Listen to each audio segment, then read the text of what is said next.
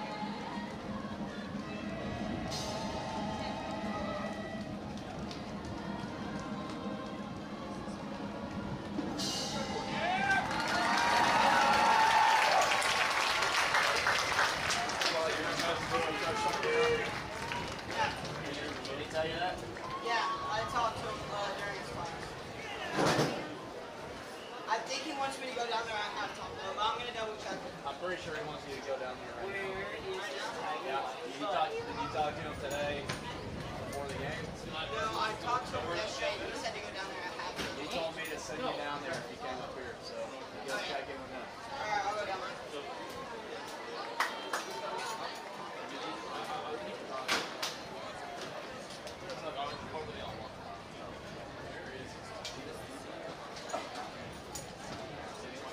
Hey, Vietnam score for US under 10. Please come in here. It's gonna be a worse actually, please.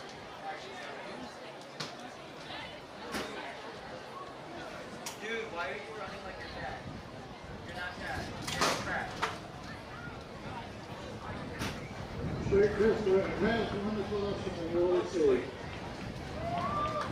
Super fast.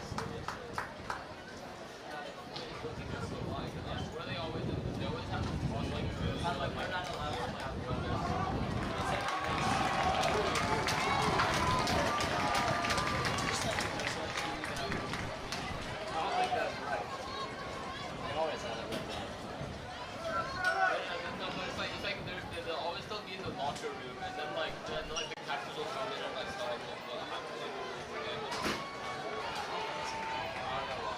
I thought I was before the game too. Yeah, I think that's his.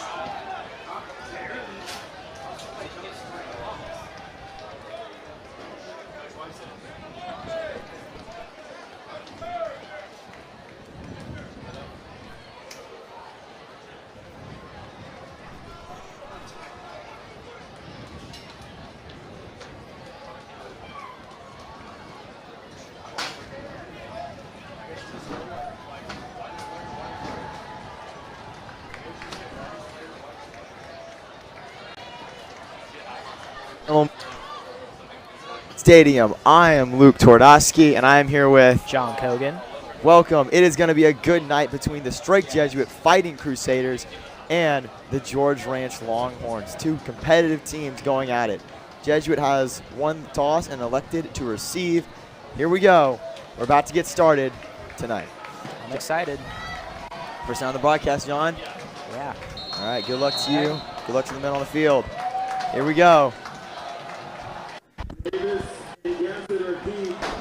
Lining up the kick here. Number 12 making the sides. And let's play a football game. It is a line drive kick, and that is going to go out of bounds for the touchback. Jesuit is going to be at the 20-yard line of the field here, and they are headlined by the starting running back, number 22, Johnny Hebert. I'm excited to see what Hebert can do tonight. He was close to 1,000 yards rushing on the season, and I really want to see it happen. Me too, John. Me too. This is should be a good game, especially for the other team, man. They've been successful at limiting the run this season, so I'm excited to see if we get anything new out of Bryce and EASLEY tonight. This is going to be a very, very good clash of defense and offense. I mean, you can only just hope to see the best game possible. Yes, definitely. I totally agree with you there, John. Coming in easily. This is actually his fifth game starting quarterback this season. It is his first full year as the starter, and it is the fifth game under the offensive coordinator, Billy Newman here. Should be a good game. So hopefully he can get a win here at home. All right. In the I formation here, EASLEY takes the snap. Hands it to Hebert up the middle. He's going to go into number 17, and he has been brought down. That's some really great power running by Hebert, making sure to get through a bunch of other guys. You know, this is what gets him to such a milestone of 1,000 yards, being able to fight for every single yard that he can get. I totally agree with you there, man. He's a real power back, and the way that they use him so well keeps the option for other targets like Hager Davis there on the line. Easily setting up a lot of men on the right side, only very little on the left. Here's the snap. They're going to wheel out to Hebert. He's going to spin move, going to fight, and he's pushed back again. Looks like there's the defense I was telling you about. Yeah, exactly. But, you know, those little plays like that, getting those decent little runs can really wear them down. And that's what wins you football games. You know, the big plays are remembered, but the small plays are the ones that get you further. I like the way you said that, John. It's all about the endurance match. Well, 3rd and 5 here for the Crusaders, and they're going to look for hopefully a first down. They're 0-1 this year at home, but they do play a team who has struggled on the road, so that's good news. You know, you got to take advantage of all these third downs. You know, this is what can really get you past the other team. I like that. Easy takes snap a little bit high, looks at option. He's going to run, he's going to scramble, throws the pass, and it is down. Incompletion, they say. And that's going to set up 4th down for the Crusaders. So we're going to see the punt unit come out. Yes, we will. That was a really good play by the quarterback, making sure to draw as much time to get to find an open man. You know, not caving into the pressure. I like you said that. Able to be calm under pressure. It's a tough pass though. Always hard, you know, to make those throws. And not the best first showing, but they'll be okay. I'm confident. Exactly. And now time to see what the defense can do. That's going to be true. This is where we have struggled, and we're going to hopefully see some new implement plans off the bye week. Number 34 setting up here, the punter, Colby Stewart. Lines up, and he drills it. It is a high punt. Are they going to fair catch it, or is this going to bounce? It's going to bounce, and ooh, number 13, LEONE, right there to make the grab. Great play by 13, you know, not letting them get any extra yards from that bounce. Not the best punt, I agree with you, but that's definitely very good, very effective play there. All right, time to see what this defense can do to hold this offense. Very excited to see what we got here. Yeah, I mean, definitely. This has been a big portion here. Jesuit wearing their all green uniforms tonight. And George Ranch High wearing the white and the blue. That's the two colors there. Lining up the snap here. Takes it, here we go. Hands it off number 5 with the middle. He's going to fight, and he's met in the backfield. And a great play by the Crusaders. Great play by the defensive line. You know, that's a lot of trickery, lots of motion there by the wide receiver. And, you know, you could possibly even get faked out by the play action, but great way to stay with the run there. Yeah, I tell you, talk about Johnny Hebert. Let's talk about Hayden Essenger-Card there for a second. Also a junior, and he is 28th in the state in rushing yards at 880 himself. He's not too bad. We're going to see if Jesuit can prevent that. And if you like run-heavy games, you can definitely count on this one being a great one. No kidding there. Quarterback sets back. Here's the pass. Looking outside. He's going to hit his target, number 19. Bowling over a defender. And that is going to be down. There is a flag on the field there. The catch was made by number 19, Nick Perez. Let's see what the flag is.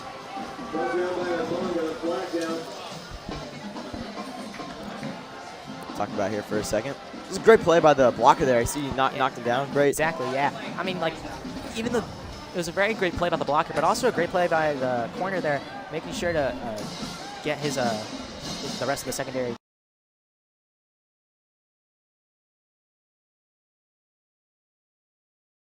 Tackle. It didn't get much, but you know, at the end of the day, that's what's gonna, like I said earlier, that's what's gonna win you football games. Talk about that quarterback there, number 15, Hagen R. Lineberger. He's been really good this season as a game manager, and that's one thing you rarely ever see from a quarterback. Everyone wants these big play guys, but he's been very effective. He runs the offense well. He knows these guys, and he's a good quarterback. Limits the interceptions clearly, and he's been good. 3rd and 21 now, my mistake. Here's the snap. He's going to drop back. Lineberger looking around. He's under pressure, drops it off. Trincard's going to cut up the middle, and he's met at the cross down at the 50-yard line. And a great stop by the Jesuit defense. Yeah, I mean, that was a great drive by the Jesuit defense. They got hit with a lot of trickery, lots of quick plays in rapid succession, but they didn't let up, and they make sure to get quick tackles to stop all their momentum from getting to them. Definitely, and especially there, using the penalty, they didn't really hold out after that. They didn't fall back like a wet towel. They held their line and worked really well. We're going to get a punt here. Long is back. Here's the kick. Leone's going to give it off to number 20, and that's going to be a bounce. Is it going to get in zone? It will. All right, now time to see what this offense can do on their second drive. Hopefully we get to see a nice one here, getting all the way to the end zone. Yeah, I mean, it's definitely true. We're going to hopefully see a little bit more than a back-to-back 4-and-outs, but yeah, I promise you it's going to heat up here in a couple seconds, and really it's going to become I don't think it's going to depend who falls first, honestly. Yeah. Well, there's one thing definitely to say. It's that the new OC here, Mr. Newman, has been incredible. He has turned this offense around. Hebert was a full-time running back last year, and he's full-time running back this year. Maybe it's just growing up, but it's definitely seemed like this team's got some new life in him. Easily takes the snap, gives it to Hebert, up the middle, pumping the Pistons. Going to try to fight for a little bit more, and he will get it. Nice little down. Wait, they singly have the ball. And it looks like George Ranch might have come up with it, but let's see if he was down before he coughed it up.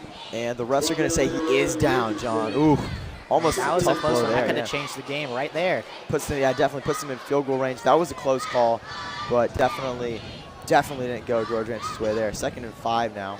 That was another great example of Hebert just fighting and like bulldozing through all the defenders just to get those few yards, and now making it like from a second and long. He makes it to a second and very manageable. And let's see what the offense can do with that. I like the way you said that. Second and very manageable. Very, very true. 3 wide receivers outside, not to mention the absolute unit in Hager Davis. They're going to move a quick little shift here to the side. Easily takes the snap, hand off to Hebert. He's going to go up the middle, and he's going to fight for a couple extra yards. Still going, and he's down. Very close to the first. Let's see if he followed enough to get there. I don't think he did, but, oh, they are going to say he did. Oh, he did get it. Wow, great play. Wow. Great play by Hebert there. Moves up to 980 on the season, inching closer. Getting the call now. I definitely think, I mean, we're going to talk about it all night long. You have to admit, the O-line built around him has been impressive. It's not just one guy. You know, that's the main part. Like, you see a lot of great teams. One thing that makes them so special and that's very underappreciated is the great O-line. Gets you so many more opportunities, gets you better, longer pass plays, better run blocking. That really gets your offense, you know, take the reins from there. Easily takes the snap. He's going to give it back to Hebert. He's going to go up the middle again. He's got some free room. What a move! There it is. What a play by Johnny Hebert. Wow. Showing off his true athleticism there, making sure to get over. I'm not entirely sure who it was. That was a great play. I don't know either. He was on the ground when Hebert hurdled him. And you take those plays, and you take the momentum from those plays to get you all the way down to the end zone. Let's see what Jesuit can do right after that massive first down. Oh, great play. Showing you there the explosive offense. That's awesome. Easley is going to set back there with him in the back. They haven't utilized their targets yet. They're just going to mainly dump the ball off to Hebert. And there he goes. Ooh. And he's fighting still alive. How did he stay up? He's going to go down. And ladies and gentlemen, with that, Hebert has eclipsed 1,000 rushing yards on the season. Wow. I mean, for a kid who works this hard, it's great to see him get this milestone. You know, he deserves it. Definitely, definitely. Congratulations to you, Johnny. Hopefully a lot more to come. And that was definitely a run you want to get that 1,000 yards on. He took an absolute hit. He still came through with the yards. Able to keep churning those legs and keep going. Love to see it. We're going to see maybe here if Jesuit's going to keep going on the run game, maybe George Rance adapts the defense a little bit better. But I like what you were saying earlier. They have, like, Jesuit has good receivers, so you can't just always plan for the run because they can easily switch it up on you. Exactly. But, I mean, with this type of running, why would you stop? I know. If broke, don't fix it. Number 11 moves into motion and going back to Hebert. Oh, it's a fake. Here's the pass. He's looking deep, throwing, and it is picked off. Oh, no. What a catch. He's going to take it up the field. He might have some room. Number 10 fighting. He's going to be tackled by Hager Davis. Oh, easily just missed his target. I mean, you know, he barely missed him. He had a man open, but, you know, it's fine. Let's just see if the defense can continue showing their great dominance over this offense. Oh, tough play to lose that on, man. I would hate to feel easy right there. He's been working hard, trying to limit those picks. But, yeah, definitely not something you want to be seeing right there. Exactly. But, I mean, if you're a quarterback, you just got to forget those plays. You know, that's what gets you through the game. You have one bad play or two. You can't dwell on those. That's what's going to get you even continue for worse trouble. Very, very true. Lineberger takes the snap. He fakes the pass turn card. Goes low. Ooh. That's a tough one there. You know, talk about plays you want to forget, man. That's a true point. The mark of a leader, some would say. Yeah, exactly. Well, that was a very quick play right there. I mean, that looks like their offense. They're going to try and get a lot of quick plays off very quickly. But like what happened just there, sometimes you can just overthink things and mess up. So let's see if Jesuit can take the snap, the pass. Oh, it's high. Incompletion. Well, he's hit him high, he's hit him low, but he hasn't hit him down the middle, that's for sure. Yeah. I mean, with the pressure that Jesuit's defense is bringing, that's what makes these quick plays very hard to get off, especially the screen plays. I wonder what they're going to try and do here.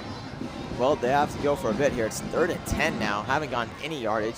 Jesuit's defense has looked like a rock tonight. I think if they keep it up, they can get a good drive by their offense. They can easily win this game. 2 wide receivers out, 1 tight end, a running back, and another one to the right.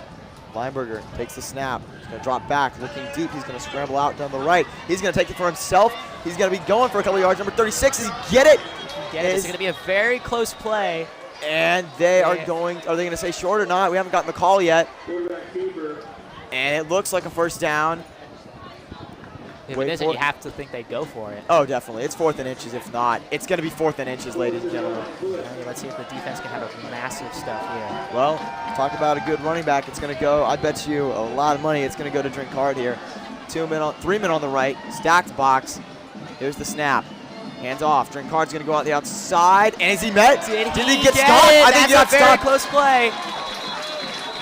It's going to be He ends up in the backfield, but did he get to the first down before he was pushed back? And the call still going in. Ball is down. Looking for it. They're going to try it out. They might have to bring the chains out for this one.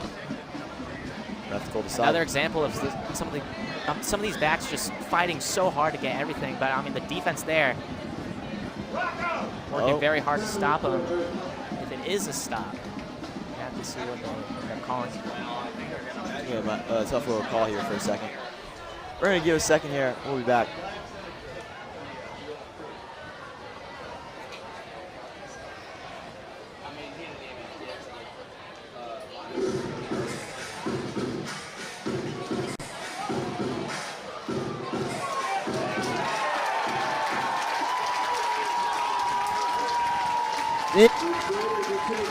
In the celebration, it's because, ladies and gentlemen, the Jesuit Crusaders come up on defense and stop them. Wow, what a great play. I mean, this defense is very, very hard to be let up on. I mean, even when George Ranch seems like they have a really great play on that quarterback run the previous play, they instantly come back out on the field and make a great stop like that. Yeah, D-line is highlighted by Captain Brandon Okuno, senior. He is just a walking ball of muscle, man. I can't believe anyone's able to get past him, honestly. And so now after that big stop, Jesuit's basically back to where they were right before the interception. That's true. They're going to be, I think, maybe even a little bit closer. Exactly. Easily in the backfield. Number 34 is also joining. Colby Stewart, the senior running back. 2 men back, 1 man on the out left. Easily calling the audible. Takes a snap. It's going to go to Hebert. Hebert up the middle. He's going to fight around. Tough play. And he is going to get back to the line, but nothing more. I mean, he fought hard. It didn't end up for much. I mean, that's how you get the respect of your teammates and everybody, and all your coaches and things. I mean, he didn't really have a great lane up the middle. He still cut out, tried to find something there. It wasn't too much. I was just great defense, but also great running by Hebert. I like that. Yeah, it's true. Work ethic goes into it. There's so many good guys on this team. I like the way you say that. The way just they fight for every yard.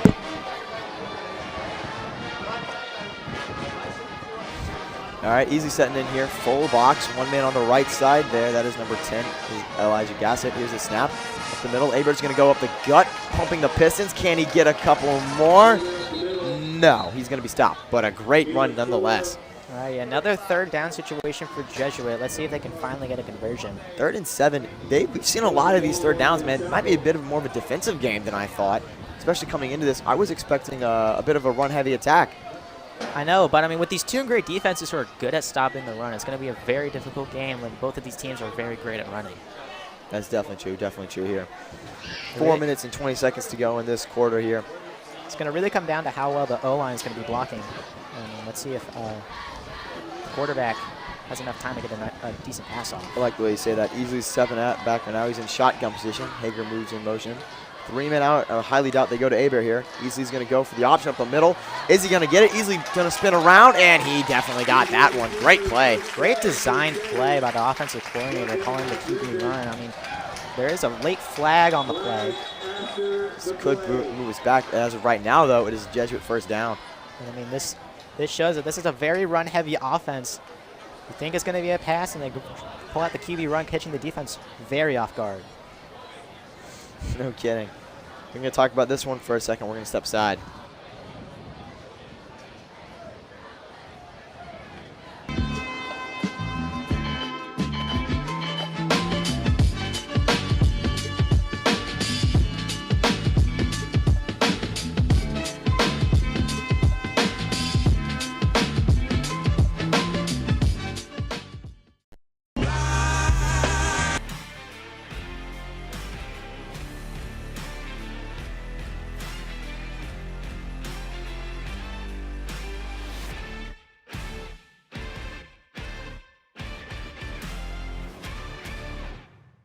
If you're the quarterback in this situation, you can't really feel too bad about it. You did get the first down, but now you get to redeem yourself from the interception that you threw on the last drive, hopefully being able to get a nice pass off here to get the first down on the very 3rd and long.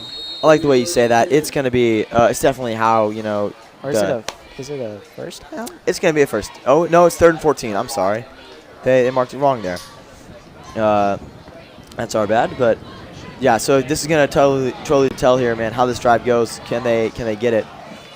Looks like a 4-vert set.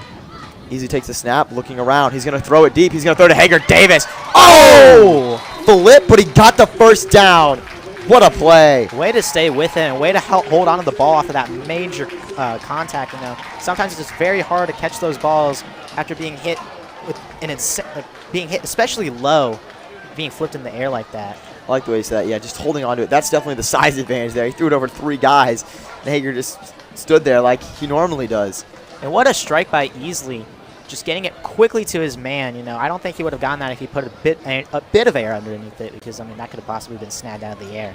Clearly a design play. Fires right from the gun. Well, 6-man O-line now, all on the right side. Hebert in the backfield. He's alone. Snap. They're going to give it back to him. Up the gut, fighting for every yard, and he's down. Decent blocking there. He had a bit of a hole that just quickly closed up because of the good defense by George Ranch. This is just going to be a tough one here, I think. That's just going to be, like you said, he doesn't go for a lot of big plays every single second. It's just going to be up the gut. It's every, 3 or 4 yards, but that's progress, and that's definitely what Jesuit needs. You know, slow and steady wins the race, they say. That's true, that's true. And it's just the consistent yardage that's going to kill him. If you get 3 yards, 4 yards every play, you're going to get first downs. Exactly. That's the way we play football over here in Jesuit. You know, wear and tear the defense down. 2nd and 6. Easley takes the snap, fakes the handoff to Hebert. He's going to roll out of the pocket. Easley looking deep. Hager with a grab. 1 man to beat. Oh, and he's flipped. Good play, though. And that even fooled me. That was a great design play. That play action. I mean, when you run the ball so many times on a drive, you're really trying to force yourself to stop this run that you haven't really been stopping too well. It really allows you to get those play actions. And what a throw by Easley right to his man perfectly. You know, he's really redeeming himself from the last drive. Back-to-back passes. Looked great. You see, I took the entire D-line with him, gave Easley plenty of time to make that throw. And Jesuit is staring down a 1st and 10 from their 13-yard line, and well within striking distance of a score here. I mean, you say it. I mean, you kept on saying it throughout this broadcast. This new offensive coordinator has really changed how this offense is moving, really faking out every single defense that they've really been seeing on those types of plays. Yeah, I definitely want to say thank you there. Here's the snap, gives it to Hebert. He's going to go up the middle, fighting. Oh, but he's overpowered by the D-line. Well, that's one thing we're going to have to see, whether these teams can make adjustments to the other offensive game plans. And clearly, George Ranch has made the adjustment for the run game, looks like, on that play. I mean, I think you got to go with another play action with how well the last one worked, especially here in the red zone. You could probably get a decent touchdown here. That's also a good thing. They're keeping them guessing. You know, it could be a play action, and if it is, you have to cover the receivers. But if it's not, you can't have 1 or 2 men try to stop Hebert. It's got to be a bit more than that. And that's one thing that Jesuit does really well. And that's what makes offenses so great, when you can keep the defense guessing and have them on their toes. When they never expect what's going to happen, that's what you can really tell makes the offense great. Gassett in motion. Hebert up the middle. He's going to cut around, cut back in, and he's going to fight for a little bit more, but he's down. Jesuit is inside their own 10-yard line, but it's going to be a 3rd down play. And with that pass, it puts them in a very great position, because now they still have the opportunity to get the first down while being in the red zone. So even if they don't get the first down here, they can still get the field goal. Yeah, Jesuit's kicker especially has been very effective this year. I'm just happy seeing Paolo go out there. I don't think he's missed one yet this year, so I very well could be wrong with that, but still, great leg there. Obviously, you don't want 3 though. You want 7. Now this is probably going to be the biggest 3rd down of the game so far. 3rd and 4, 6 yards to go. Is this going to be a pass or a run? We don't know. No one knows, except the coordinator here. Easily takes the snap, flips it to Hebert. Hebert's going to go out the outside. He's going to have to beat a man, fighting, and he's got it. Touchdown! Johnny Hebert punching it in on the wheel route. What a play! I mean, great blocking by the offensive line and all the tight ends and everybody, making sure to give him enough room outside to get to the pylon. I mean, and great running by Hebert as well, making sure to stay in bounds and not over-exaggerate and run out of bounds right before the end zone. That was a great play. I like you said that, especially when you go back. You can see the great offensive play, and there's a little bit of the new light work we have here down at Clay Stadium. But yeah, I mean, you saw the blockers were there, Hebert was there, entire team ran on sync, and now we're going to stare down, trying to see if we can hit this field goal. Here's the snap, the kick is up, and the extra point is good. Well, 7-0 Crusaders with a minute left in the game. There go the flag runners out there. Wow, great start for the Crusaders. Good defense, good offense. And this is going to be a massive touchdown with how well these defenses have been playing. This is going to be a very low-scoring game, so every single point matters. That's true. I like the way you say that. It's just going to be a pure endurance match, a grit-for-grit game, and it's going to really depend on how well these teams can keep up. We want to say thank you to all the people who have shown up tonight. Got a good amount of parents, but we always have that. But also the student section is full again, John. I know, it's very exciting when you see all your fellow students come out to cheer you on.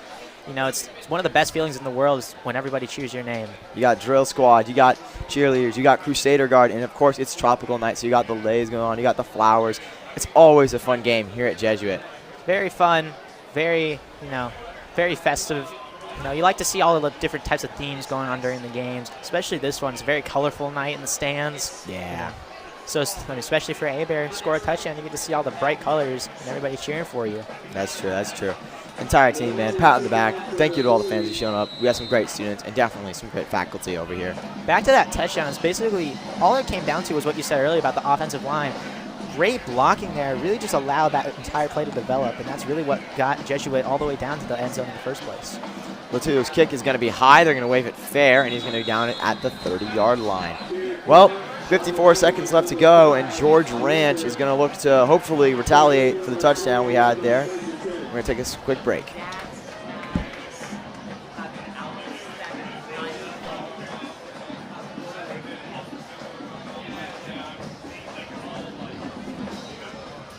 This break we've had in a while.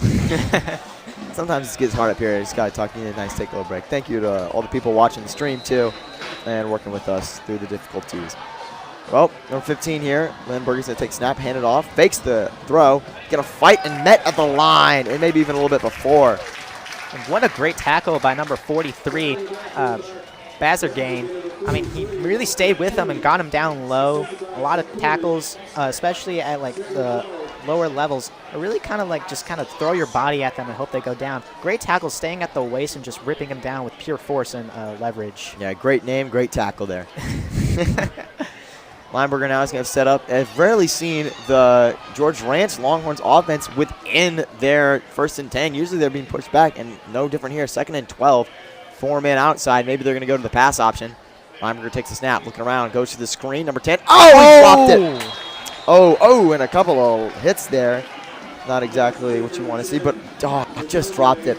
I mean, you know, this definitely that touchdown's got to put them on edge. You know, you're already down early. The defense is playing great. You got to need a lot of great plays and rapid succession in order to get back and keep this game very close before Jesuit pulls away, and you can clearly tell it's getting to them. That's true. Great play there. I mean, drop. Sometimes you just can't hold on to the ball. That's it. Totally understandable. Yeah. But it's going to unfortunately leave the Longhorns with a long 3rd and 12 here. Wonder if they're just going to hand it, try to increase the punt distance, or maybe they're going to really go all out. Well, Drunkard's out of the backfield, so they're definitely going to go for it. 91 in the backfield. Are they going to get him? Yes, he will! Number 91, McGregor Byers, the junior, right on top of Lineberg and bringing him down for the sack.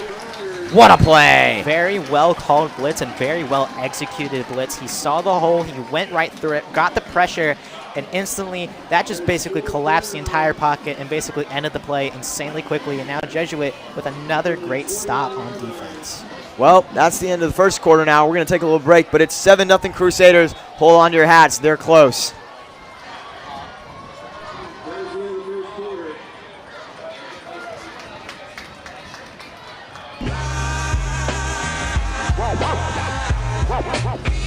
Welcome to Ace Rodney Talks for the Superstars. Tonight, once again, the incredible.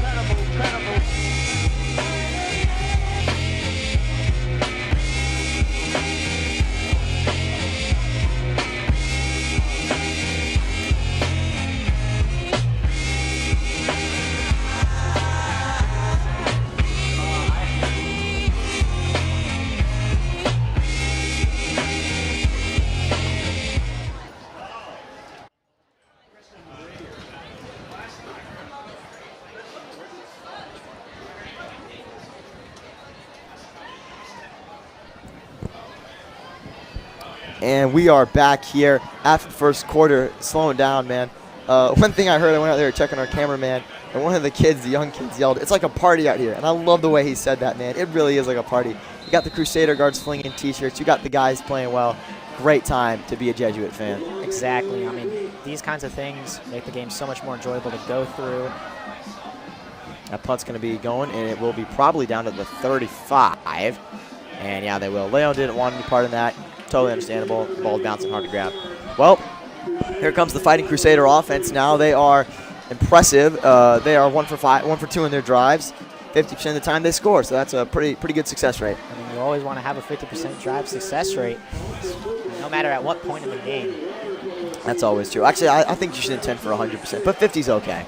I mean, it's just a little bit better than that. It's just a little bit less than that. Yeah, that's true. That's true. But hey, actually, we're joking here, man. All credit to this offense. They're playing great tonight. Hopefully, they keep this up. Would love to see it. Love to see a nice W. And you got to see how George Ranch defense has got to adjust. I mean, a great touchdown drive last time. Let's see how they adjust to this drive. Stacking the box. A high snap. Easley's got to run back and get it in time. He's got it. Is he going to be able to throw? No, he's sacked. Oh, no. Nathan Magnus there, the senior. Tough snap by the center, and he was lucky enough to get the ball back. That is going to put Jesuit inside their own 20. It was a pretty bad error, but how about easily, you know, you get the ball very back towards your own end zone instead of trying to force a pass. Taking the sack, although it may not seem like a great idea, it's better than throwing an interception way back in your own territory. Definitely true. Heads up offense there. Great mind. Just slipped there in the back half, but he's okay. He's going to make that. But it will leave Jesuit with a long 2nd and 32. Maybe counting the run game out here, or not. They've stacked the backfield. And they're going to fake the handoff. Easy's going to wheel out. Throwing. Is he going to get Davis? Oh, it's picked again. Number 2. He might take it all the way back. Oh, fumble. Hager got it. Wait. What happened? Did we get it back? That is a crazy play. A very odd sequence. You never usually see that happen. Let's see what... 2 turnovers in 1 play? It's Jesuit's ball. Wow. The first turnover of the season for George Rance is going to be on a pick that they got and was fumbled. And I mean, if you're Marino and you get that interception and then you instantly fumble, I mean, that's gotta hit your morality a little bit. And that's gonna reset the down counter for Jesuit too. Oh no. So although they are backed up, Jesuit has got some new life all of a sudden after that interception fumble. Well, I mean, if it works, man. Hager Davis, I think he recovered the ball, but it was Omongo with the strip. Wow. There. Hands it off to HEBERT now. He's going to pump up the middle. Beats one man. HEBERT's got some green ahead of him. He's going to go for it. 40, 50, 1 man to beat. 40, cutting inside. 30, he can go. 20, 10, 5, touchdown! Johnny HEBERT all the way. What a play. Wow. Everything on that play went crazy. I mean, how about that drive? You start out with a bad snap, a fumble, an interception, another fumble, and then how about that? An almost 90-yard touchdown run by HEBERT. Man, the stands are shaking right now from all the energy. Talk about the grinds, man. Just a great play by the Jesuit offense, and all according to the game plan. That's what happens when you have a special player in the backfield. He can get you out of those tough situations just like that. And man, the O-line parted the sea like Moses. It was open, and he took off. 41, tough snap, but he recovers, and the kick is good. Jesuit's going to lead 14-0 with 10:45 to go. Wow. I mean, if you're George Ranch, after those sequences, I mean, that's got to get to you at least a little bit. Let's see how they're going to recover on the offensive side now. That's true, man. Light show, guys running the flags, great. But if you're George Ranch here, you got to be pressured. You have to score here. You know, you gotta make sure you hit your throws if you're the quarterback. You got to get decent runs if you're the running back. Have good blocking through the O-line. Basically, all of the things that have to go right need to go right. But the way Jesuit's defense is playing, I mean, they're forcing errors and they're taking advantage of it. Yeah, it's true, man. That is so true. Great play there. And now we get to see another special treat. The Jesuit defense is going to get to come out again and show their might. That was just such a weird drive. I mean, it went the ups and downs. It was like a roller coaster with how many emotions were just felt in that. Very, I've never seen a drive like that before. What a great sport, man. Great time, man. And obviously, thank you to God for letting that one swing in our favor. But you never know. It's a crazy game. Anything can happen. That's what makes football so great. One big play and everything's changed. That's so true. Paolo Amata now, the senior kicker, is going to be standing off here. Setting up. And here's the kick. Line drives it. Number 14, is he going to call it? No, he's going to let that one go out of bounds too. A lot of touchbacks tonight. Oh, look out. Close play there. Well, Jesuits defense is going to come in here. And I don't know if George Ranch has gotten a first down. If they have, it's been very limited.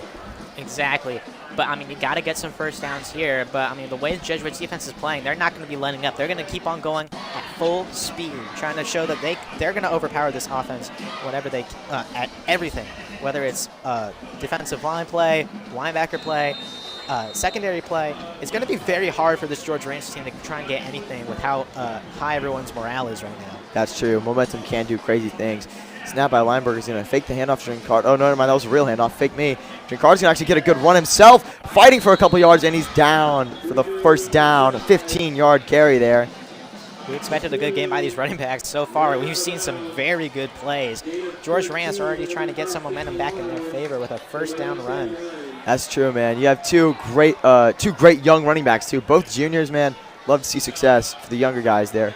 He's also within striking distance of 1,000 yards himself at 860. Snap, fakes the handoff to number 19. Going to go back to Drinkard. Going to fight at the middle, churning his legs, and he is down after another 6-yard carry. I mean, I like the play by George Ranch. You know, usually in this situation, you're going to try and go for the air attack, you know, get a lot of yards quickly. But they know that if they want to win this game, they're going to need to take the small plays and expand them into bigger plays. And that's what they did right there. They took a nice run up the middle. So now it's second and around 5, which allows them to do a lot more opportunities here. All right, Lineberger back, and Drinkard, they're going to put number 19 in motion. Here's the snap, fakes the handoff to Drinkard. He's going to go around, fires 19. Oh, great snag, and he's pushed out of bounds there. Nick Perez, the junior, with a great catch. Man, we were talking about it. You know, running backs, obviously, that's a big part of football, especially at the younger levels. And Jesuit has faced some good running back heavy teams. They faced Trinity. They faced the team we played in the home week with the Rams. They've been very effective, solid running back teams. And Jesuit has struggled limiting them, but maybe that just prepares them for tonight. You know, when you get those hard backs early, and then you face teams that aren't necessarily, like, you get to see great plays by good running backs. It allows you to prepare for other teams. That was a pass there. Screen pass to Perez. Takes it up 9 yards, and it'll be 2nd and 1. And we talked about it, and the George Ranch team is now starting to get a little bit of momentum under their boots. Sorry, 2nd and 5. Quick offense, no huddle almost. Lineberger takes the snap, hands it off to Drinkard up the middle, and he's going to fight for the first down, and he's got it. Looks like they may have changed the game plan up a bit, and running quick offense is not allowing Jesuit to really fully recover after each play. And this high-tempo offense is really playing into their favors with some good plays, good runs, good passes, everything that's going well for them. And this high-tempo offense is really hurting Jesuit's defense. Another screen pass here. Screen pass, Perez going to fight the middle, spins moves, and he's got it for his down. Looks like they're targeting that man. He's been effective on the receiving end so far this season. Very, very effective. Very good at the quick guy. Definitely a slot man, but they definitely use him well on the screen. 2nd and 4 here for the Longhorns, and on the 31, I would say they're in striking distance of a field goal and finally put some points on the board. Definitely, but if you're Jesuit's defense, you're going to need to make a big stop here, whether it's a small stop for a short run or just stopping the screen pass, you know. Just kind of get back on your feet a little bit. And even then, like, if you get a big turnover here, all that momentum goes right back to you. So, I mean, I wouldn't count Jesuit's defense out, even though George Ranch is having a really good drive right here. I like the way you say that. Yeah, it's all about the momentum here. And it really is going to depend. We're going to see what happens on this next play as Lineberger sets up. Full D-line box, maybe going for the blitz. Snaps hands. There it is. Hands off to Drinkard. Fakes it. Firing number 6 with a good catch. One man to beat. Omanga's going to bring him down. Good play there by number 6, Jaden Mays, the senior, on the slant route. And Leone with a great tackle there. If he doesn't make that tackle, you know, he's probably into the end zone. Makes it a one-score game. This allows Jesuit to have another chance to stop George Ranch here. Quick offense. Lineberger takes a snap. Hand off to Drinkard up the middle. Fighting, and he's met by number 24, Wesley Stewart. Great play. And I like how Jesuit's really kind of stopping this quick tempo offense. You know, they want to get this quick play off and then get some big yardage very fast in order to keep Jesuit off guard, but they're not getting off guard. They're staying with all their plays. Low snap. Lineberger's going to jump on it, and what is with the snaps today, man? We've seen a couple of them. I mean, you know, in high-pressure situations, you know, you can always make mistakes. And I mean, the crowd getting into it, the defense playing well, that's a lot of factors to it. I like the way you say that. Yeah, just like the whole point here. And again, if you're a student at Jesuit and you somehow see this get loud, we need y'all to disrupt their offense. It hypes up our defense, and it panics there. Well, we're looking at 3rd and long here for the Longhorns. Takes a snap, throwing deep. That's going to be a tough one, and it is caught. What a play! Right in the coin slot, and touchdown, George Ranch Longhorns. That was Jaden Mays. What a catch. I mean, that was a great catch. And it was great throw by their quarterback. He really kind of fooled the secondary right there, kind of making him go more in instead of staying with his receiver. Overall, great offensive play by George Ranch, and that gets him right back into this game. Definitely one-on-one, and he put it right in the coin slot. Great throw, great pass. This definitely makes Jesuits defense needs to be way more on their of that throw right there. I mean, we've seen their quarterback make a lot of screen plays. And the kick is blocked. Oh, great play by Omanga there, Luke. Wow. Sorry, I had to cut you off there. No, it's Leone. My bad. I get them mixed up. Jumped right in front of it and blocked it. That's going to make it 14-6. Still a one-score game, but now that I get the 2-point conversion on Jesuits showing they're not going to go down easy. I mean, you get that. You allow the big touchdown there, but then you instantly get a blocked field goal, so you instantly don't lose all your momentum. So let's see how the offense is going to play out now after that blocked field goal. It makes it, instead of a 7-point game, an 8-point game. Love the way you said that there, John. Exactly, you know, you don't lose all your momentum there. You get a little bit of it. You're still confident. You have the lead. And just to block that, it actually gives you a little bit of a boost. You're feeling down like, okay, we got this. And we're going to see how they do it back. In the backfield there, Elijah Gassett, the sophomore, actually.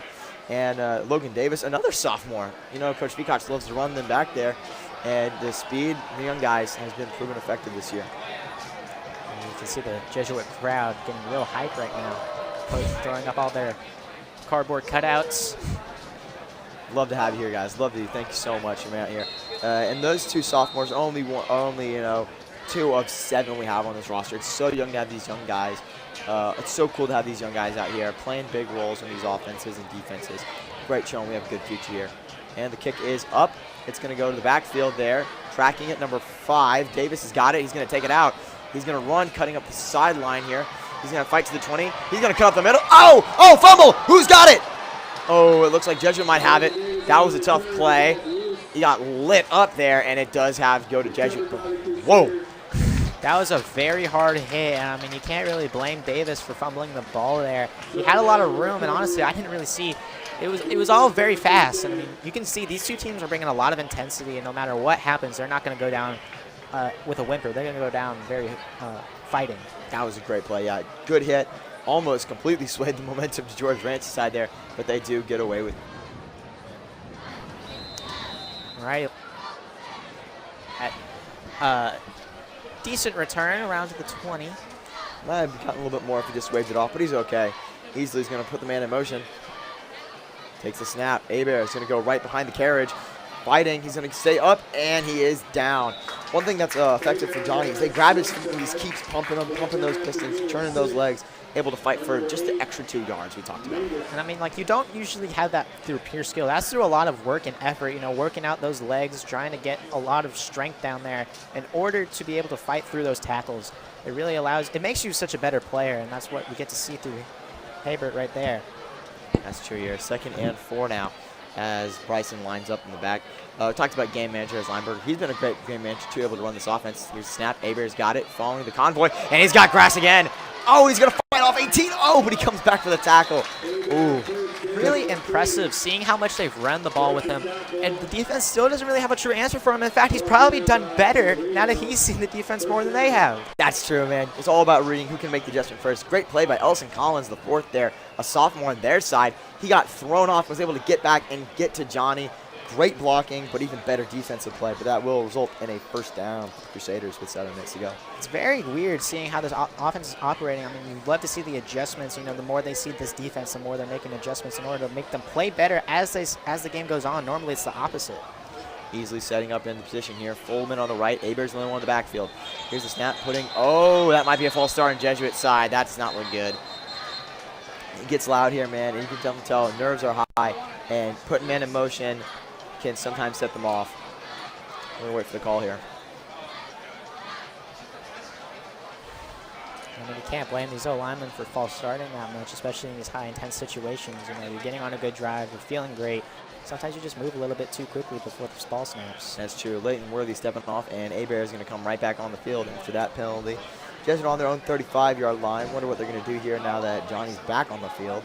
Ref's still conversing this call. Can't imagine it goes well for the Crusaders. So now in a longer situation than they were earlier, and the George Range defense still got to be on their toes. I mean, we've seen on the last few drives that Jesuit can pull out the offensive pass game. as well as the run game. So you never know exactly what they're going to pull out here. Here's the call. That was Hager Davis there, number 85 on the false start jump. That's going to be okay. Moves him back 5 yards. Like what he said, now we get to maybe see if EASLEY's arm is as hyped up as it gets to be. He has been okay tonight. Not thrown 2 picks, but he got 1 back, so that worked pretty well. If you are going to throw a pass, you're going to need some good blocking here. Here's a snap, got a good run. HEBERT, oh, lit up. Well, it's not lit up, sorry, but tripped up by number 1 there, Desmond Drinkard. Actually, brother of Hayden Drinkard, the junior. Great play. I mean, HEBERT, you can see he's very upset about that scenario because, he usually breaks those tackles, but, he just caught him at the wrong moment. And, when the player gets upset over a great tackle like that, just being forced down to the ground, he's a special guy because he can usually break those tackles. That's a true point right there, and sometimes the better player wins. That's just a good play by both guys played their hand really well, but sometimes the cards don't always go your way like it did there for Drinkard. 2nd and 12, the snap, they're going to give it to HEBERT, full left side block. He's going to cut up the middle. He's got some room. Hurdles a man. HEBERT's got some room. He's going to have to beat number 18. He's faster. He's going to go. Can he do it? Did he get it? Wait for the call. Wait for the call. Touchdown! He did get it. Johnny HEBERT brings it in. Another 50-plus yard run, and that's going to put Jesuit up 20-6. Great run there. The hole opened up, and that time, he did beat the jive. Exactly. You saw him on the last play upset that he couldn't make a tackle. He broke that tackle. He gets a big run. This time he does break the tackle. He gets another massive touchdown. He's a special player, and that's what makes this team so much more dynamic. Collins there almost got him too, but HEBERT just able to extend the arm, hold on to the ball, and it's going to give Lamada here a chance to put this one 21-6. That's like a Derrick Henry kind of run, breaking through a lot of tackles and showing off some sneaky speed. That's true. Lamada's kick is up, and it is down the middle. 21-6. Jesuit is giving the fans a show tonight. They're looking for their first home win, and Ranch is looking to break the 4-game losing streak. It's crazy how every single narrative we've had about this game is almost flipped on its head. We thought it was going to be a very defensive game, and now it's all of a sudden a very offensive game. Each team has scored on their last drive. Let's see if George Ranch can answer the touchdown right there. I know, and I talked to Coach Feacock earlier before the season started, and he said one thing he tries to teach the guys is you don't want to be complacent. You don't want to be relaxed. You don't want to settle down because you have a good lead where you're playing well. You want to keep your pedal to the metal, and I think that's what Jesuit's doing right here. They had a 14-0 lead.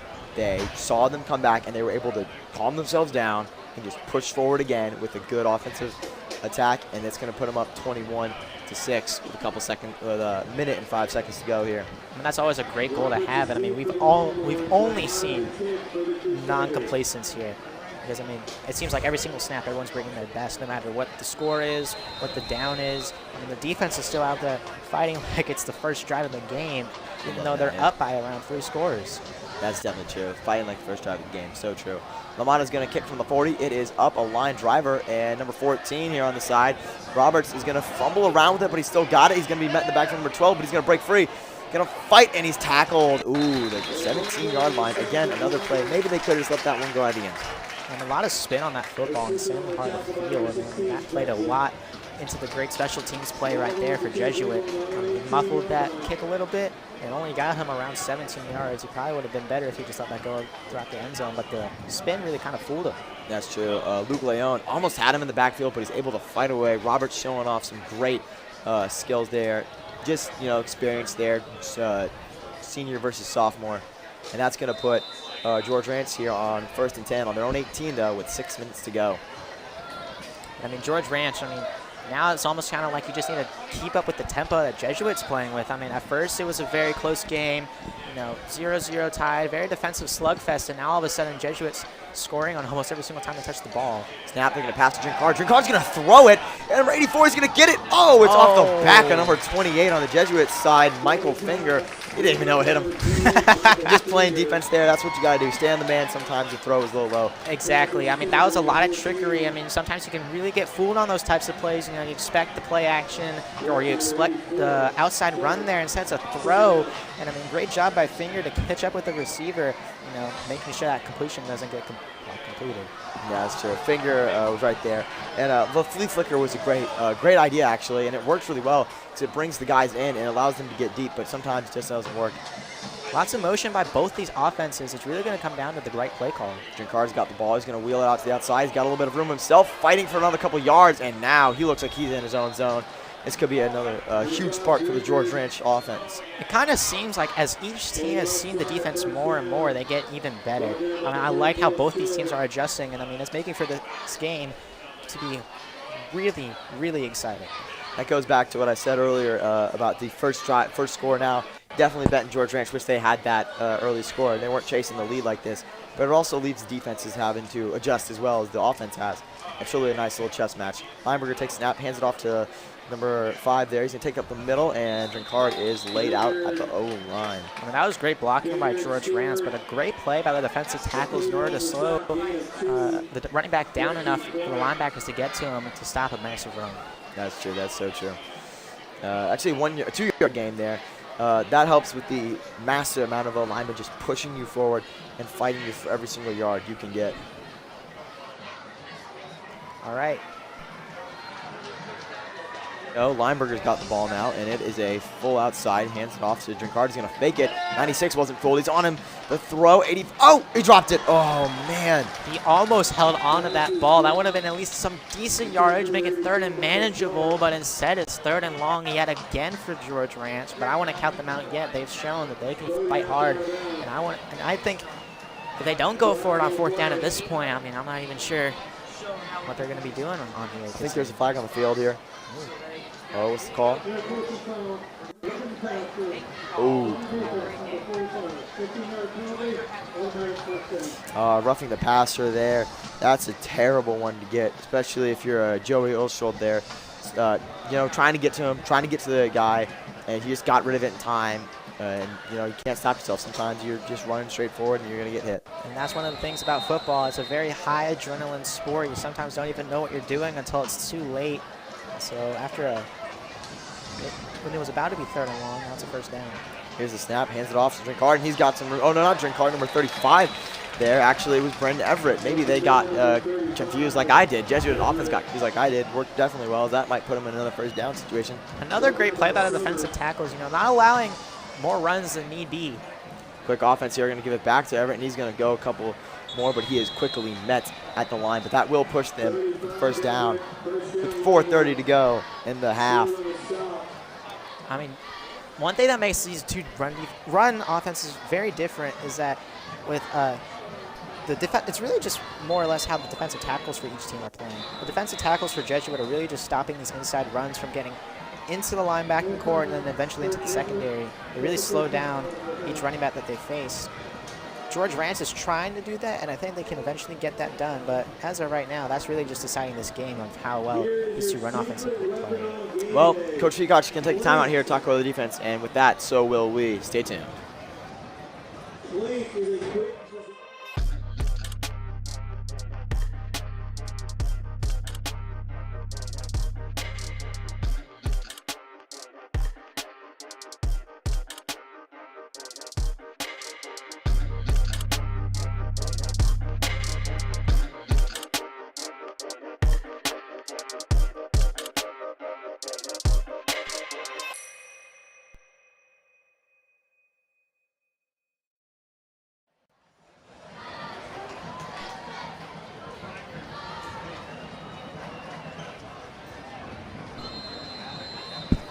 Well, we're back now, and after the halftime time out here, snap. Lineberger's going to fake the handoff. Scrambling outside, throwing off here. Number 10's got it. Lights pass. Number 28. Oh man, made Michael Finger there look like nothing as he just ran past him. And number 10 using his big frame to get those extra yards there. I mean, he really kind of bulldozed Michael Finger right there. Yeah. And it honestly took 3 guys to bring him down. I mean, he's going to be a decent problem if he gets going. And the tomboy there, great catch, fighting. Even the helmet came off, but he still keep going. That's the toughness football requires. And also, I wanted to say this a bit earlier.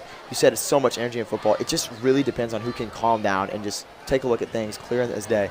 We have 3:40 left to go here. I mean, exactly. That's what made our quarterback have such a great drive from the last one. Lineberger takes snap. He's going to run up a bit here, and he is tackled, but he's got the 1st down and maybe a little bit more. And that's going to be good. We have a man down. We're going to take a step aside.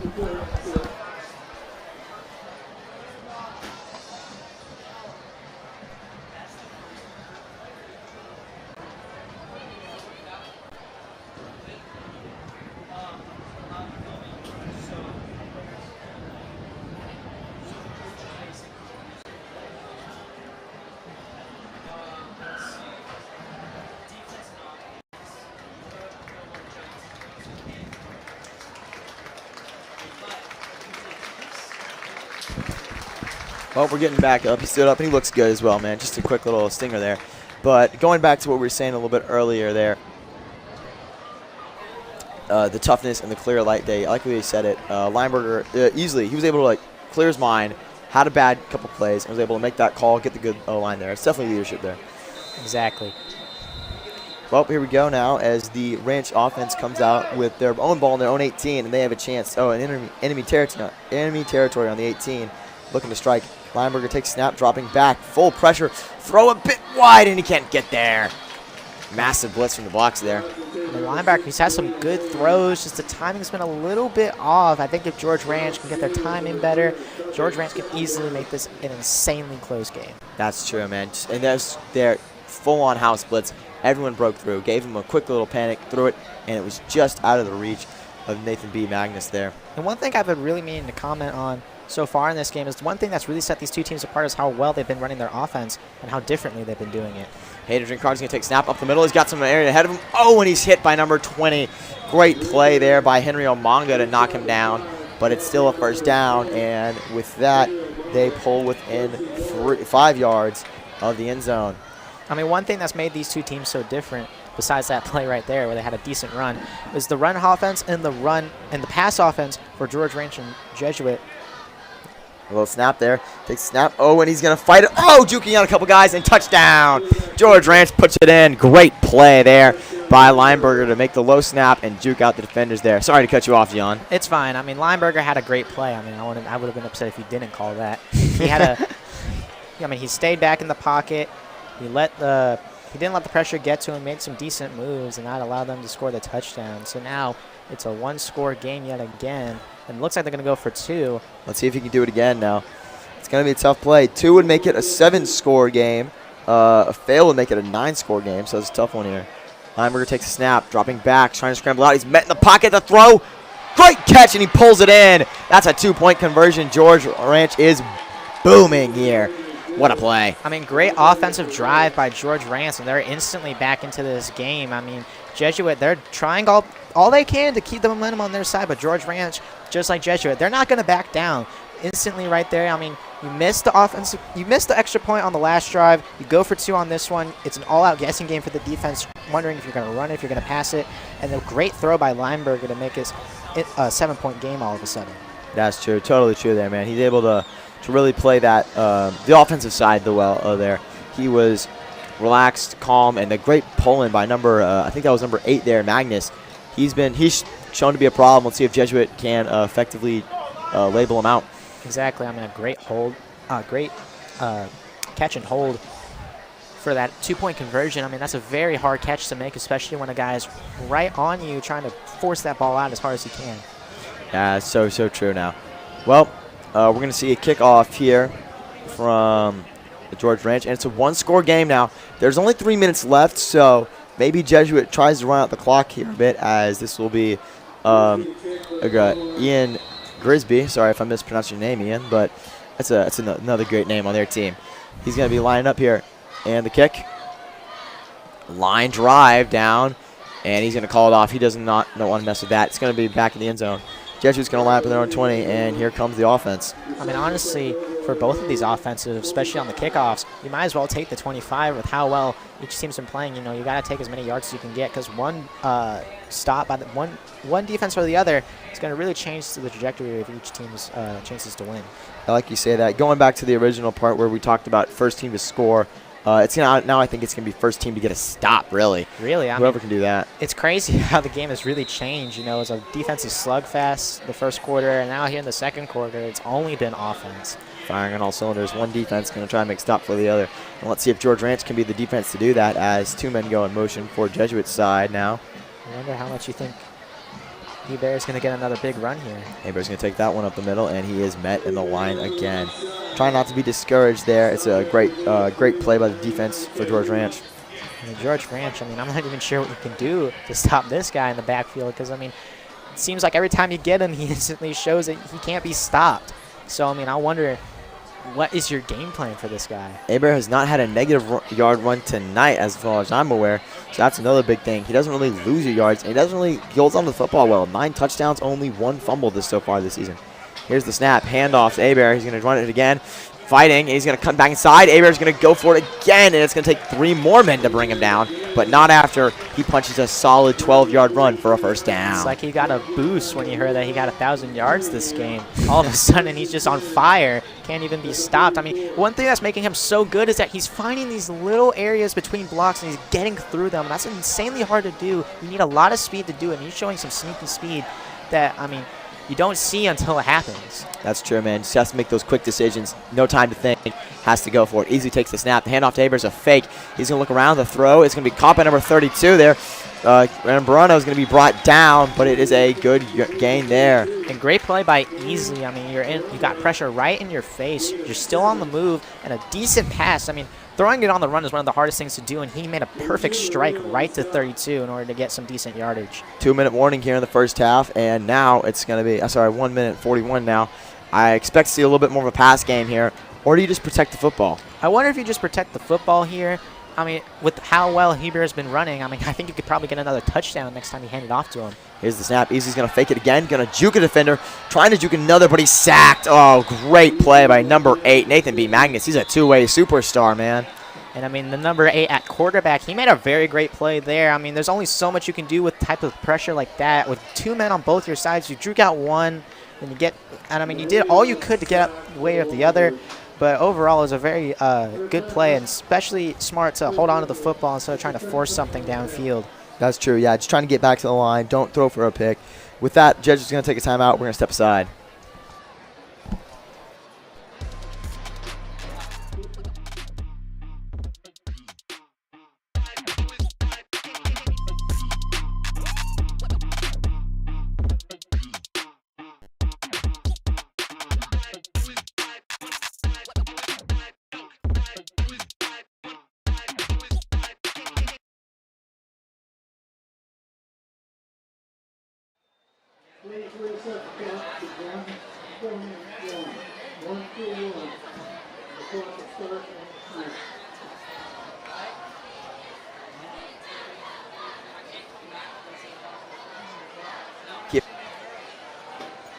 Well, we're back here. It's a 3rd and 6 for the Crusader. No, sorry, 3rd and 4 for the Crusaders now. Minute 21 to go, running out of time. Goes back to the question, do you protect or throw? I think you try and run out the clock here. I mean, it's a minute, 21 seconds left. You're 3rd and 4. If you can get a decent run here, you get a lot of time run off the clock. And I'm pretty sure you, our defense, with enough rest, can probably get a good stop. And Hebert's going to break away. Hebert's going to go for it. He's going to have to be in his foot race. He's going to win the 3rd foot race of the night for him. It's another touchdown for Johnny Hebert. I mean, this guy cannot be stopped no matter what the defense throws at him. It seems like every single time he just finds a little bit of space and he's off and gone. Man, why would you try to slow down the game? You got that guy in the backfield. That's his 3rd of the night, a hat trick for Johnny. I mean, Johnny, that's what makes this team so special, especially in these 2-minute situations. You can run the clock and you can also get the big play like that. And it instantly changes how you run your offense. Man, Johnny has just proven he's faster than everyone on that defense, and it's killing George Ranch. As Lamont is going to go for his 4th extra point of the night. He's had a pretty easy night. Hasn't kicked a punt in a while. I mean, you know, that's what you want if you're a kicker. That's or true. A punter. Here's the snap. The kick is up, and it is a 28-14 game. Another 2-score night. Minute 12 left. If you're George Ranch here, are you going for the touchdown? You get the ball at the half, remember. I mean, you're definitely going to have to go for the touchdown, especially how the game is going. We want to hopefully get a touchdown here, start the second half well, and then instantly tie up this game and make this game much closer than it is. I mean, so far, it's really going to come down to whoever has the ball last, and Jesuit might have the ball last. So, I mean, if you're Jesuit here, you definitely want to stop them and make this game much harder for George Ranch. That's so true. I like the way you say that. It's going to be it's such a interesting phenomenon here. The defense has struggled to stop the Jesuit offense. So this could be like your last real opportunity when you get back-to-back plays. So do you hope to score here and then score when you get back, or do you hope for the defense to stop? We're going to have to see in a minute as Lamont is going to set up the football for the opening kickoff. I think if you're George Ranch here, you can't really not like either option of either scoring right before the half or just letting the clock run out. Either way, you're going to get the ball starting halftime, so it's either a one-score game or you tie it at best. So, I mean, I think either scenario they're going to try and go for. That's true. I definitely agree with you there. It's really going to be tough. 1 minute, 12 seconds left. Lineberger can throw the ball, and we have seen some good stuff from both Magnus and Marino. So here comes the kick. And we'll see what George Ranch can do from here. Romano hits that shot up there. It's straight in the air. And it's going to be bounced out of bounds for a touchback. Well, that's not going to move anything off the clock now and set him up to 25. Let's see how we can do. So far, it seems like George Ranch is going to try and get the touchdown before half, but it's going to rely on a lot of passing and some decent throws by Lineberger. He's shown that he can make these throws, but we're going to have to see how the Jesuit secondary is going to respond to it. That's so true. They do have 3 timeouts as well, so they can stop the clock as much as they want. Clock stops after first down, so they do have good control. 3 men on the wide set out. Looks like Jesuit's got too high safety. Lineberger snaps back. He's not even going to attempt the run. He's going to roll outside. He's going to have to make a throw. He's going to scramble. He throws it away. Oh, but dropped. Such a tough catch. You have to catch it, hold it. You have to catch the ball, stay in bounds, and sometimes you just lose track. I mean, that was a very good play. I didn't really necessarily see 14 on the sideline there. I mean, either way, if he threw it away or if he hit his man, that's a very smart play by Lineberger, especially getting away from all that pressure that was right in front of him. You know, it's very underrated to make decent plays under pressure like that. Man, Okunu has been down the line the entire game, just incredibly always on. Lineberger, here's the snap, looking back. He's going to fire deep. Number 10, can he make it? Picked off! Number 2, Luke Leone's got the ball. He's going to take it back, and he's tackled at the 40. What a play for the Jesuit defense. Took a shot, and it did not pan out. Otto Leone's younger brother has his first interception of the new year. Not only is that a massive interception, but that also changes how you run this 2-minute offense. If you're Jesuit, you can now give yourself an insane lead right before halftime. You're in decent enough range to get close enough to field goal range. So either way, if they get some good plays here, you can score and make this game much harder for George Ranch. And I mean, great play by the safeties there too. I mean, following that quarterback's eyes and making sure to stay with the ball. That was a bit underthrown, and they took advantage of that. Yeah, I totally like the way you said that here. It definitely changes the game plan. You know, usually you say no runs, no handoffs, but we have a great backfield so far tonight. It's not just been Hebert, it's been Stewart, it's been McCarty. They've been these incredible replacement backs. As I say that, Stewart's on the field with Hebert, and Easley does have a good arm. They have good receivers in number 10, Elijah Gassett, and number 13, Austin Graf should be a, no, sorry, 14, Austin Graf should be a good one here. I wouldn't be surprised if they run it with Hager here, and he might get another touchdown. Hager's also just a unit. He's going to take 2 guys with him. Everyone on the left side. Hebert's alone in the backfield. Number 11 moves into motion. Here's the snap. The ball. Oh, is that going to be a false start penalty? False start on the offensive side. Too much action there. Maybe a double clap didn't go right. That's going to push him back, and that might mean pass. Although it's not a good penalty to have, it's definitely not the worst thing to happen ever, especially considering that you have the ball with only a minute left in the first half. You might as well just try and run out the clock here. Probably not, unless a massive run happens, you're probably more than likely not going to get into field goal range like expected. But who knows? I mean, you got Haber back there. I mean, anything's possible with him at this point. That's true. And also, we haven't really seen Easley's full power tonight. He's been handing the ball off a lot. But I've seen him, and I've watched every game so far. I've been on the road with the team for Crusader guard. Easley, when he wants to, he can really turn it on. I mean, we've definitely seen flashes of that. He can deliver some strikes and some very accurate passes, especially on the run. I mean, he seems more or less like if you get him out of the pocket, he might even be a little bit better under pressure. So Very mobile run gun quarterback type. Yeah, I agree. With these 2 talented guys in the backfield, I mean, you never really know what to do because, I mean, it seems like you either get pressure and you have a decent throw by Easley, or you get pressure and you have a decent hole for Hebert. And either way, it's more than likely not going to go well for you if you're the defense. So true there. 51 seconds on the clock. Easley's going to make the call. Hebert does stay in the backfield, but we have 2 men on the outside there. Number 6, Dario Contras, and number 10, Elijah Gassett, both junior and sophomore. Here's a snap. Hebert gets the ball. He's going to run it. He's going to try to fight for a couple of yards. He's going to get down. It is going to be 2nd down now. Does Jesuit take their timeout, or are they going to run the no huddle? I think they're going to run the no huddle here, or at least just run out the clock at this point, just to try and get to halftime with the lead. You know, get your defense ready for the second half, and hopefully get another stop, and that could possibly change the entire game's motion. Yeah, so true. Johnny's older cousin Jackson's going to go on the field now as Colby Stewart comes off now, putting 3 receivers on the field, and of course, as always, Davis, lineman, a.k.a. receiver. Handoff to Hebert. He's going to go up the middle. Oh, and he's lit up in the backfield by number 8. That's the first stop they've had in a while that's going to hold him like that. Yeah, I mean, it looks like he kind of slipped a little bit. He's still got his decent footing. I think if the defensive tackle wasn't right there, he might have at least gotten some yards, but that's going to take us to the second half. Sorry, that's a timeout actually, John. Oh. 8 seconds left. No, you're good. I thought so too. But 8 seconds left in here. One big play. Obviously, Lamont has been great, but I don't know if he's got the leg for that one. I'd totally happy if he did. But I think we're just going to go in here, maybe take a knee, or you try a deep shot here. What do you think? I think you tried deep. I think you're right. I think you either take the knee, deep shot, and I think you may even try and let your kicker try and at least see how strong his leg is. I mean, there's no harm in trying. There's only 8 seconds left. True. Just let the ball rip, see how far they can get it. They don't have any more timeouts left, so maybe they're going for one last play, catch on the sideline, get out of bounds, or it's all in. I realistically think they're going to try and throw something very deep, and it looks like they might be doing that here with this formation, or at least the players on the field right now. True. We have some notable names out there. Sophomore Elijah Gassett, number 6 there, Dario Contreras. Hebert as always. Davis as always. Looks like they're stacking the box, 2 receivers out. This could be a tight end flat situation or just another handoff to Hebert. Snap. Easy's going to go back. They're going to go for the deep ball. Throwing. Davis has it. He's going to get out of bounds in time. He is. Oh, what a play. And that's going to be a first down. And with 5 seconds left, they might give LaMotta a chance to extend the lead by 3. Alrighty.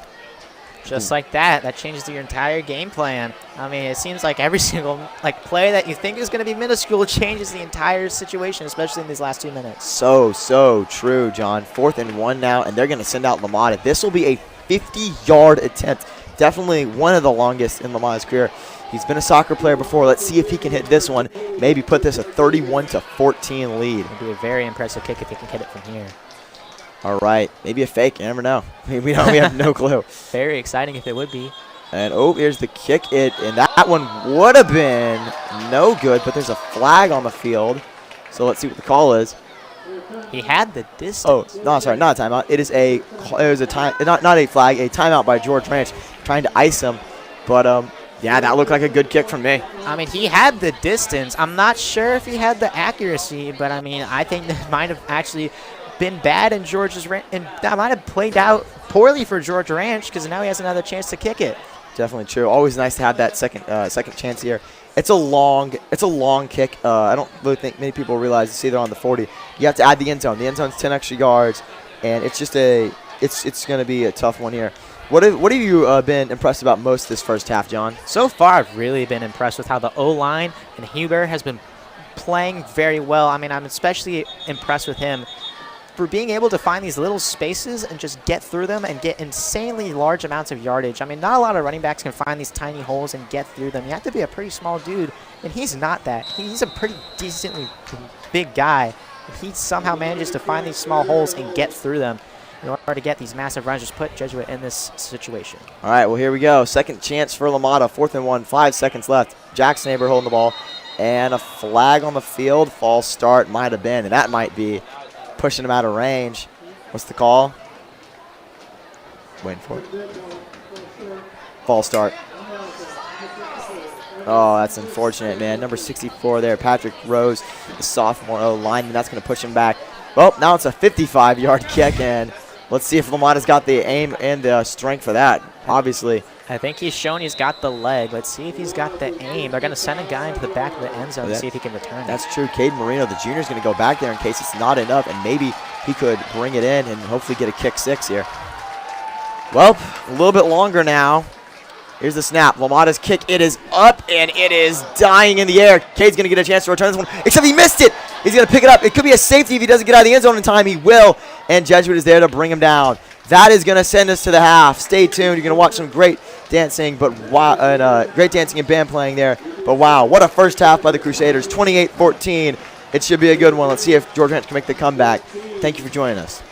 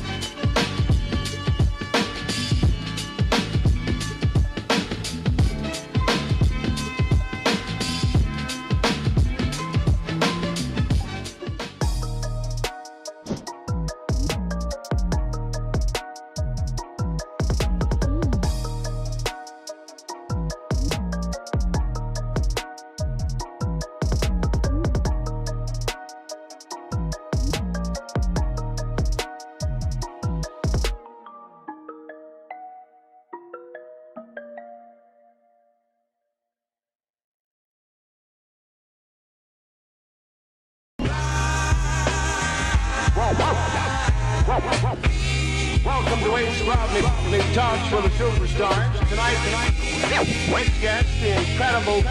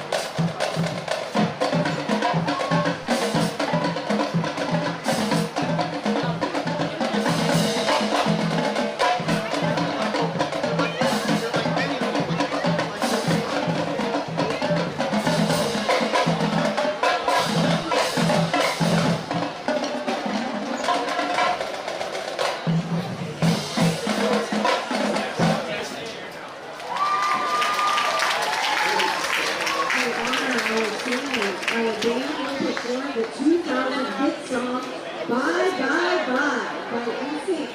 The band is led by drum majors Andrew Wong, John Radford Hill, and Reed Wynn.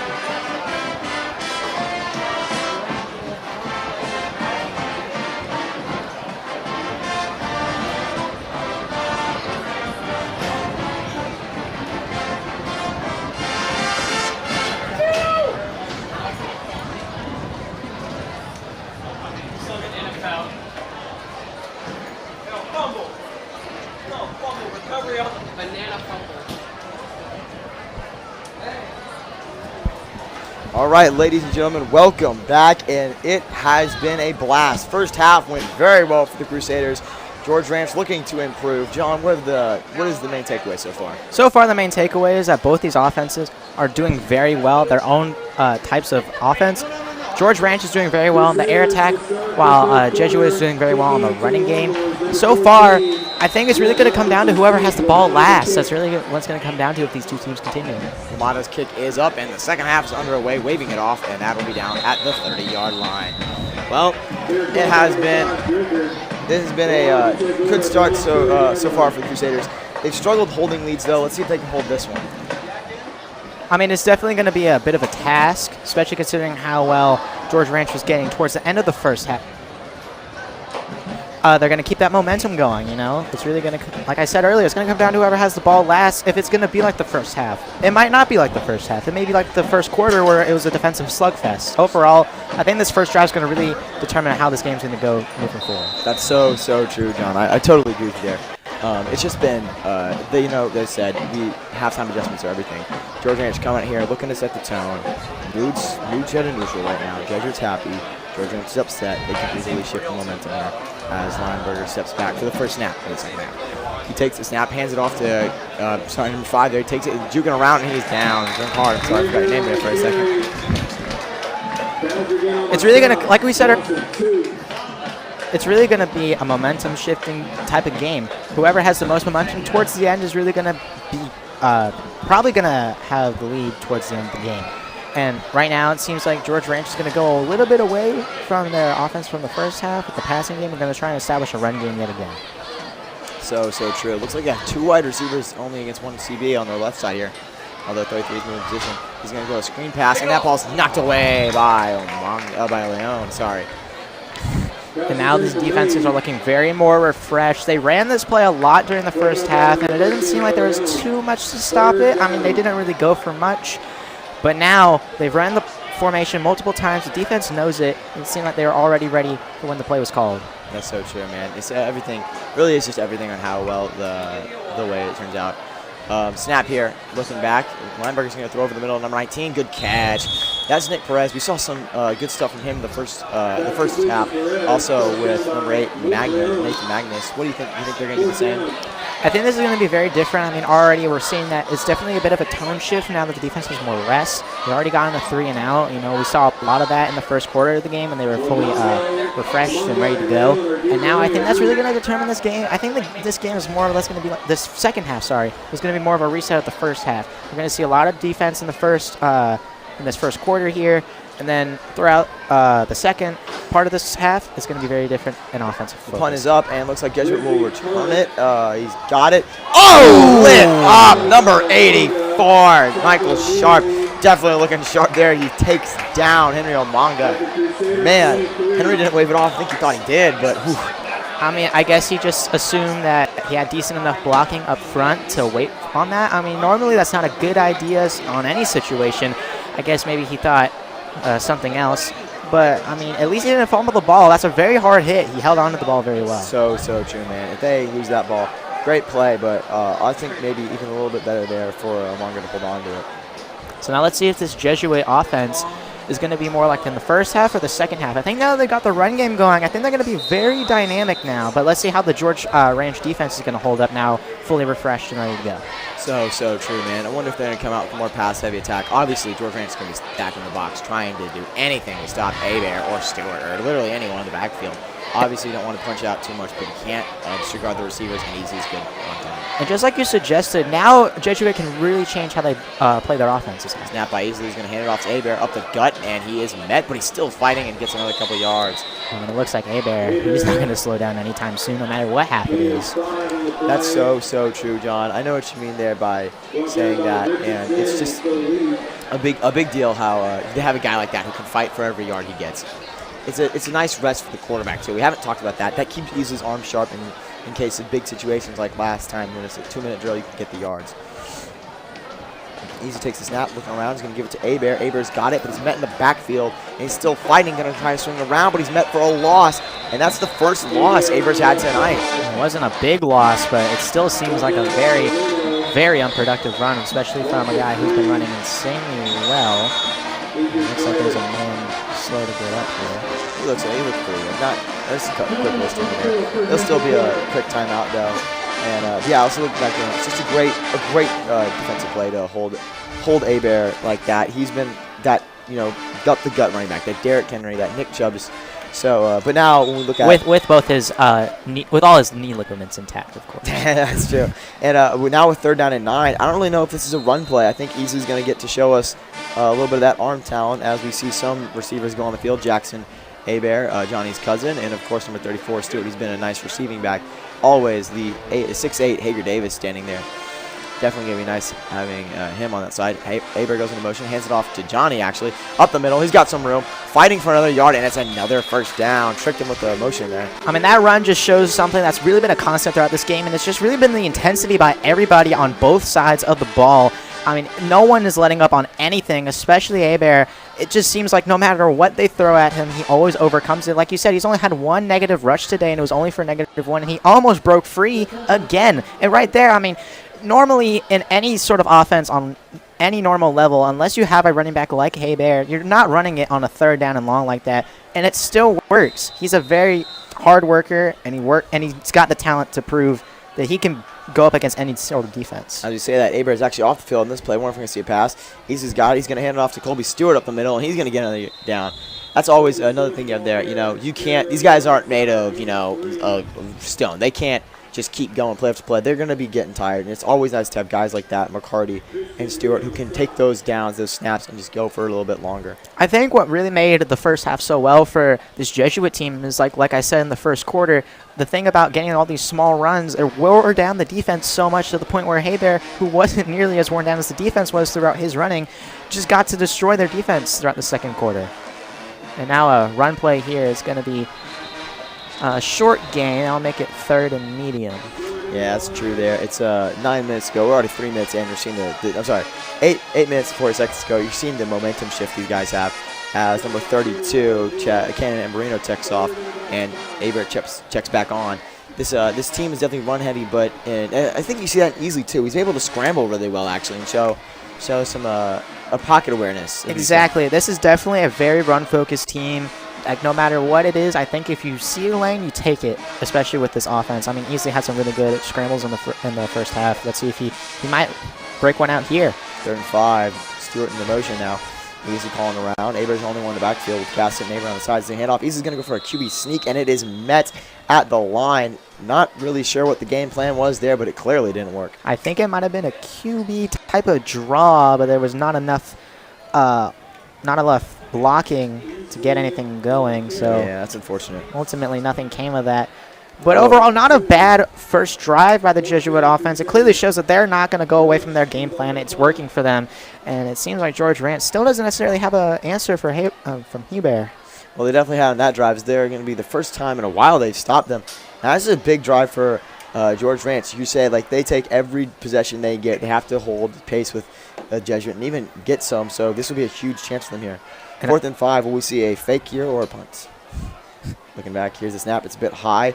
Stewart's punt is up. It is going, and it's going to drop down. That was a good bounce. And that's a good roll there, and that is to the side. So 30-yard line now, and we're going to see if the Lineberger-led George Ranch offense can do something here. I think they're definitely going to take advantage of this drive. This is definitely going to be one of those drives that can really determine a game. I think if they score here, they're instantly going to get right back into this game. It's going to put a lot of pressure on the Jesuit offense. Definitely is. You know, you always want to be having, you know, the mentality of we're going to come back. We're going to win this game, and it's just such a awesome personality trait to have some of these guys out here playing like that. Here's a snap. Linger is going to give it off to Drinkard. He's going to take it on the outside edge. He's going to fight for a couple of yards and a nice gain.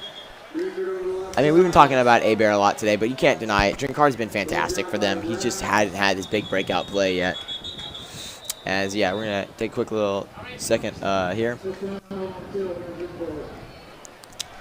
But, yeah, I mean, this offense for George Ranch, I mean, although they may be down, and it's definitely going to put a lot of pressure on them, this is a team that can definitely score quickly. I mean, we've seen it throughout the first half of the game. They just would not go down easily when it looked like Jesuit was going to have a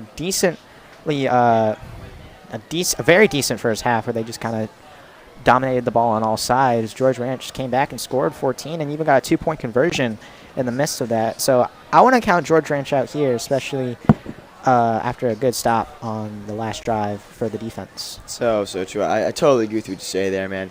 It's been a big portion of the game has been run attack, and I think that a lot of it comes to how well these teams can adapt. Limburger's obviously been throwing a bit more than easily, and you can clearly see that if in these close situations, I would trust Limburger more with the ball right now. I know. I agree with you there. I mean, he's shown that he can make some good throws. I think the one issue he's been having is his timing. He's had a lot of open routes. If he just times it up a little bit better, he could definitely pull up a good drive here. I totally agree with you. George Ranch is one big play away from being back in this. Limburger takes a snap. He's going to roll out in the pocket. He's got an open man. He's going to throw it to number 10. That's caught. It's going to be a good first down. And, oh, helmet comes off again. But he is down for a nice first down of 10 extra yards. I mean, what a hit there. I mean, I'm surprised he didn't cough up the ball right there. Great play. And, you know, like right there, that's a great example of Lineberger, making a decent throw and with the ball in his hands. I mean, it doesn't look the prettiest, but it got the job done, and as long as it gets the job done, that's all that really matters at the end of the day. Speaking of it, Lineberger's going to go back. He's going to put some pressure, jumps up in the pocket. He's going to scramble this one. Number 36 is going to be there and drive him out of bounds. Thomas Fody, the senior linebacker, just able to push him out, but that's a nice first down. George Ranch looks like they've got something cooking here. I mean, this guy, it doesn't really seem like any pressure can really get to him. I think he's only been sacked once. Yeah, once. I mean, there hasn't been a lot of pressure on the quarterback. There hasn't been a lot of pressure, but he's had some. But the times there were pressure, it was very heavy, and he's gotten away from it almost every single time. I mean, one of the touchdowns he scored in the first half, he had a lot of pressure in his face. He got out of it. There you go. Lineberger takes one. He's going to get off to Drinkard. Drinkard's going to go. He's going to fight for a couple of extra yards, and he might get the first down, but he is stopped short. Actually, I want to go back to that. I think there actually has been pressure from Okuno on our side and Solis on theirs. It's just been the quarterback's ability to get out of pressure is one thing. I mean, both quarterbacks have had great abilities to get out of pressure. I mean, we've seen it with EASLEY. We've seen it with Lineberger. Sorry, I'm kind of English is hard. I know. It's a very hard subject. I'm struggling. Okay. Here's the snap handoff to Drinkard. He's got the ball. He's going to be diving down, but it's a nice 2-yard gain. And a flag is on the field here. Maybe a late hit call on Jesuit. We're going to see who this one is here. I can't imagine as much else. I mean, I didn't necessarily see anything else, but I don't know. Well, we're up here in the booth. Yeah, we're up here in the booth. It's a little bit. It's a little bit of a different view. Our point of view is a little bit skewed. Let's see what the call is. Ooh.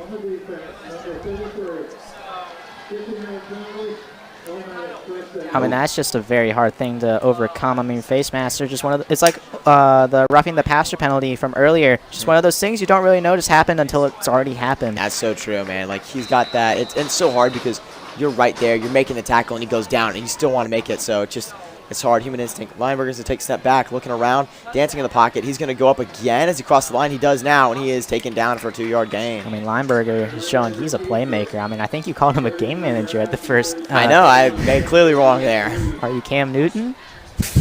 He's shown, definitely. He's shown a little bit of skill. He's shown his athleticism, definitely. And the throws, like I said, they were high, they were low. But he's evening it out. It's definitely all part of the learning curve. He's been one of the more solid quarterbacks this season, and he's showing that here. Snap here. He's going to give it off to Drinkard. He's going to go up the middle, fighting for a couple yards. He's going to break another tackle, and he's got a first down. It's clear if they're going to want to make a comeback, it's going to be in the hands of Lineberger. And, I mean, so far, that stop from the last drive is proving to be very, very important because now all of a sudden they're already in the red zone. So unless Jesuit makes a crazy turnover here, it looks like they might get some points on the board. You can definitely see that there. Just the entire the aspect of their mentality has changed. They're fighting down the lane here. Snap, it's the run option, and trips. Oh no, we had a first down and probably a little bit more, but a slip up is going to cost them there. Better cleats, man. That's all you need. I mean, he's been moving around all shiftily like. I mean, that's like the first time I think we've really seen him slip up in the running department. I definitely think so. We're all human. We all make mistakes, but just he had such an open hole. The blocks were there. Tough for that man, but they're definitely going to be able to reset. They still got a nice gain, make it 2nd and 8 on their own 16. It's a snap. Scrambling, cutting inside. He's going to have an open man, or he's going to run it. He's going to run it now. He's throwing it again. He's going to fight for the first down. Falls out, and it's going to be recovered by Jesuit. He's going to take it back. He's got nothing but green. He's at the 40, 50, 40, 30, 20, 10. Otto Leone has a fumble return for a touchdown. What did I say, Luke? If they're going to want to stop the George Ranch offense from scoring, they're going to need a massive turnover. It happened right there. Wow. I mean, you can never count any of these teams out, honestly. It's only been surprises throughout the entire game. What a hit and great play. The scoop and score is awesome. Jesuit is feeling it again. The stands are shaking. You can hear it. Wow. And you see that there, too. It's just a heads-up play to pick up the ball and just take off. Keep going. Especially, I mean, very heads-up, especially considering that ball was going to go out of bounds. You really want to get the ball in your hands before it leaves and, you know, get the ball turned over. And it's really just very lucky that he had an open lane to take it all the way back. Yeah, tap dancing on the sideline there. You see that here. Look at this. Just such a great play. No one's in his range. He's fast enough. He takes it all the way back. So proud of those guys, man. Great play. I mean, those are the plays that win you football games. I mean, like I said earlier, it's the small plays that can win you games, and the big plays are remembered. That's going to be one of those big plays that remembered, but it also happens to help him win the football game. That's so true. I agree with you there. That's going to make this one potentially a 35-14 game. Definitely. We thought, man, that was such a blow to George Ranch. They were driving. Lineberger just maybe ran it too much, maybe lost grip on the ball there. I think he was hit insanely well. I mean, that ball just came right out. I mean, overall, just the defense. If there's one unit that I think deserves the highest praise so far, it's been the defense. They've had an insanely great track record this game. And if you're wondering if Lamada made it, of course he did. He's hit every single one so far, and it's a 21-point lead for Jesuit, 35-14. And I mean, you love it to have these games, especially when the fan section is as big as it is tonight. Yeah, definitely so true. You got a lot of guys out there. Look at guys asking out their homecoming dates. It's always fun to have these guys. Kids in the backfield, man. It's so much fun to see the families out here, these kids. And that is Otto Leone's third turnover of the season, 2 picks, and now a fumble recovery. I mean, you just hate to see it, but that's part of the game, you know. That's what really determines football games and how little you can turn the ball over. And so far, it's really been George Ranch who's turned the ball over more. So true, man. It's just been how they play the ball well, how everything goes well. And that means, you know, obviously, if you're George Ranch, you have to – and – yeah, I agree with you. I mean, it's like really how EASLEY took it in the first quarter when he threw that interception. He got out of it. He had some good throws, and that ultimately allowed him to score first. If a linebacker wants to get back into this game, he needs to forget about the fumble and just continue playing his offense like he's been doing. So true, man. Well, with 4 minutes and 20 seconds to go here in the third quarter, it's looking pretty bleak for George Ranch. Hey, man. Crazier comebacks have happened. We all remember the Super Bowl in Texas, but man, we're gonna need another one like that. Exactly. Lamada's kick is up. It's a skied kick. He hasn't really done well on those kicks tonight. They're gonna return this one actually. Maybe a bit of a surprise. Gonna fight to the 40, and not a bad gain there. Not bad at all. I don't necessarily hate the sky kick tactic either. I mean, one thing that he's been doing so well this entire game is he's been putting an insanely large amount of spin on the ball when he kicks it. It really makes it hard to field the punts. I mean, we even saw it on the field goal attempt at the very end. He muffed the field goal attempt because of how much spins on the ball. I think that's his strategy. Now, at this point in the game, I'm not entirely sure if that's what you want to be doing, but if it works, it works, and so far it's been working. So true. I like how he kicks it up. It gives the defense also time to get to the guy, so there's not much chance of a run like that. Exactly. You know, ultimately, in theory, it would work. It works very well. So true. Here's a snap, and off the drink card now. He's going to cut up the middle, and he is met the O-line, number 95, Christian Clark, right there to make the tackle. And if you're George Ranch here, I mean, you want to establish a run game, make your offense at least a little bit more than one-dimensional. But, I mean, the way with linebackers play, I mean, I think you want to just put it in the hands of him in order to get this comeback going. Yeah, we've been talking all day about the offense. Let's know that the 3 defensive line guys, man, McGregor Bryers, Charlie Pesic, Brandon Okuno, Christian Clark, they've been stellar at holding pressure on the ball. And there it is again, another great play. Oh, that one is number 36, Thomas Bodie. But just getting back there is so impressive. And, I mean, Bodie got in there insanely well, made a great tackle. I mean, one thing that I think has been very Fody, sorry, I apologize. But he got in there very well, and he made a great tackle. I mean, one thing that's been very underrated this entire game is how well Jesuit's tackling's been. They're getting really low, making sure that these guys go down. They don't get any extra yardage through some pretty sloppy tackling. 4 men out, almost clear backfield. Lineberger's going to take the snap, dropping back, looking around. He's got some pressure again. 95 Clark's on him. He's going to try to get rid of it. He does, and that all tips. And it's dropped. Almost a brotherly kick right there. That was incredible. Leone tipped it. Otto Leone tipped it, and Luke Leone, his younger brother, almost got there but just missed it. That would have been an insane clip, and especially considering that that ball was a perfect example of the tip drill. He tipped it perfectly, and it was just a little bit right through the hands of him, which stopped the interception. But overall, you accept the outcome. It's now a 4th down. George Ranch now forced to punt for another time tonight. Well, if you have drafted this punter in fantasy, he's getting some good work in for you. But it's definitely something, you know, obviously it's been hard for George Ranch. They've been playing hard. And that was a good pass, too. Just better defense. And we said it all night, the better player wins. Here's the punt. It's going to be up, and Omanga is going to back receive. He's going to pull back. I think he's going to let that one bounce. Will it get out of bounds? Oh, it does at the 8. Good punt. That was a very good punt. I mean, if you're George Ranch, you really got to take whatever's given to you, especially considering how decent of a lead Jesuit has right now. I mean, if you have any chance of getting in this game, you're going to need great defense and some good play by your offense. And so far, Jesuit's defense has not been letting up whatsoever. Ever since that fumble, I mean, I think that fumble could really be the play of the game. That's so true, man. And here we go. Offense coming back out again. And it is time, again, it's time to see. Another thing I want to mention here, it's senior night here at Jesuit. I forgot to mention this. Thank you to all the seniors who work here. Thank you to the seniors in our broadcast crew. Matthew Watts, Martin he helps out a lot. He's not doing broadcast tonight, but just want to shout him out. Great influences. And thank you so much to those guys who are helping us out here. Yeah, I mean, especially, I mean, this is definitely a great senior night with the Jesuit being up 35-14. I mean, that's definitely a senior night you're going to want to remember. That's so true, man. Some of these guys are playing, this could be their last football season, and you're so happy to see them succeeding like they have been. Exactly. I mean, it's been great on all cylinders. Offense has been playing great. Defense has been playing incredible. I mean, even the special teams have been playing insanely well. I like the way he said, yeah, too. It's everyone's part in this game, man. Lamar has been drilling the extra points. Hebert's been drilling up the middle. And always, Easley's been commanding his team well. He's been escaping the pocket, and it shows good signs. Exactly. Well, we set up here now. Easley is in the gun formation with, the I formation with Aber in the backfield. Probably expected to run here like everyone else. Here's the snap. He's got it up the middle, and he's going to break free. And Johnny Aber, did he do it again? He's a foot race. He's already beat him. It's the 40. It's the 30. It's the 20. It's the 10. It's number 4 for Johnny Aber. I mean, this guy, you cannot stop him. Talking about seniors here. How about a junior showing them all? What a play. I mean, this guy, you really can't stop him at this point. You must, I mean, I wouldn't be surprised if they just handed off to him for the rest of the game. When he gets, it's really crazy how no matter what hole he finds, he gets through it and he just gets any space he takes. He takes any space he gets. So true, man. It's that late acceleration, too. Exactly. He turns on those afterburners, and it's just like he is gone out of a gun. So good. Jesuit now leading 41. And then flipping it on the other side to 14.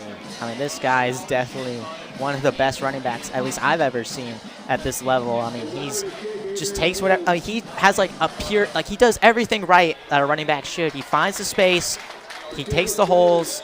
Everything he does is perfect, is done so well, and that's why he's a 1,000-yard rusher. That's so true. Lamada drills his kick, and it is a 42-14 ball game. And it has just been a tough second half. George Ranch came out, and they were hoping to maybe get some momentum, and they have not gotten it yet. Now, this is definitely a team that can come back, though. I still would not count them out. Their offense is very shifty. I mean, they have a lot of playmakers on that offense. It's really just going to – I still would not count them out here in this game. So true, man. Looking back at the replay, too, he's like, I was saying, late afterburn. He's at the 10. The next closest defender's at like the 25. He's so fast, and it's such a morale boost for the team, man. They've been struggling these past 2 years. They made the playoffs last year, and this is just such a nice feeling to have. It's like he has an acceleration button. Anytime he needs to get insanely fast, he can do it. Yeah, no, it's incredible, man. No, I've known that guy for a while. It's just growing up with him. He's always had that work ethic, and I'm very happy to see him succeed. And the rest of the team succeed, too. I mean, he's going to do some great things. So true. And also, like, going back to there, some of the linemen, like, you know, obviously the senior Ryan Frew, he's just snapping that ball, and it's such a great way to command the D-line, honestly, just to holding him back, giving Aber that room, and then give it to him. Lamada's kick, he's going to sky it again. Are they going to return this one? Yes, they will. Oh, almost bobbled it. Going to come in here, going to cut inside, gets to the 40 again. He's going to push up again, and he gets down at the 40. He almost had a little bit more, but he was stopped pretty quickly. I mean, they're clearly not going to go down. I mean, even when they've had some major blows to them, they even take their kickoff. They're taking their special teams insanely seriously. They're breaking tackles. I mean, like I said, this entire game, intensity has been all over the field. I mean, it's really just going to – I think this team can still come back from this. So true, man. I like to say, you don't want to count it out. And I think it's just one big play away from success. They haven't had their massive touchdown yet. They haven't had their massive pass or run yet. We're still waiting to see that, and maybe that could change potentially the whole course of the game. Lineberger's going to take snap here. Hand off to Drinkard. He's up the middle, and he is lit up again. Another great play by number 96 there, the senior Brandon Okuno. Another example of the defensive line just really stopping this run game. I mean, one thing that's been making Jesuit so good tonight is they've made this offense very one-dimensional. They're forcing the ball into their QB's hands. It's forcing him to pass, and I mean, George Ranch is lucky enough to have a quarterback that can still make this offense work in that scenario. But unlike Jesuit, who's really kind of fooled the defense at times because of their running game, George Ranch can't do that because of this defense. His snap from Lineberger. Handoff is going to be met up the middle from Drinkard. He's going to fight, and he's down. Oh, no, anybody's still going. I'm sorry, I lost the wrong guy. We were talking about before the game. They have yet to have a single. They hadn't had a single turnover until this game, and have 2 already in this game, both fumbles. That's just so tough, man. But really showing how when you come here, it's a good team. And I think it's what you said about the coaching staff saying they don't want to be complacent, and that's what's really changed. That's what really makes this defense and basically this entire team in general so hard to beat. Because I mean, no matter what the score is, it's really just going to come down to who wants it more. And it seems like Jesuit wants it more, no matter what. Like they're up 42-14, and they're still playing like it's the first quarter. Yeah, I totally understand what you mean. They're playing out of their minds right now, and it's just very happy to see these guys do as good as they're doing. We're gonna take a quick little breakaway here.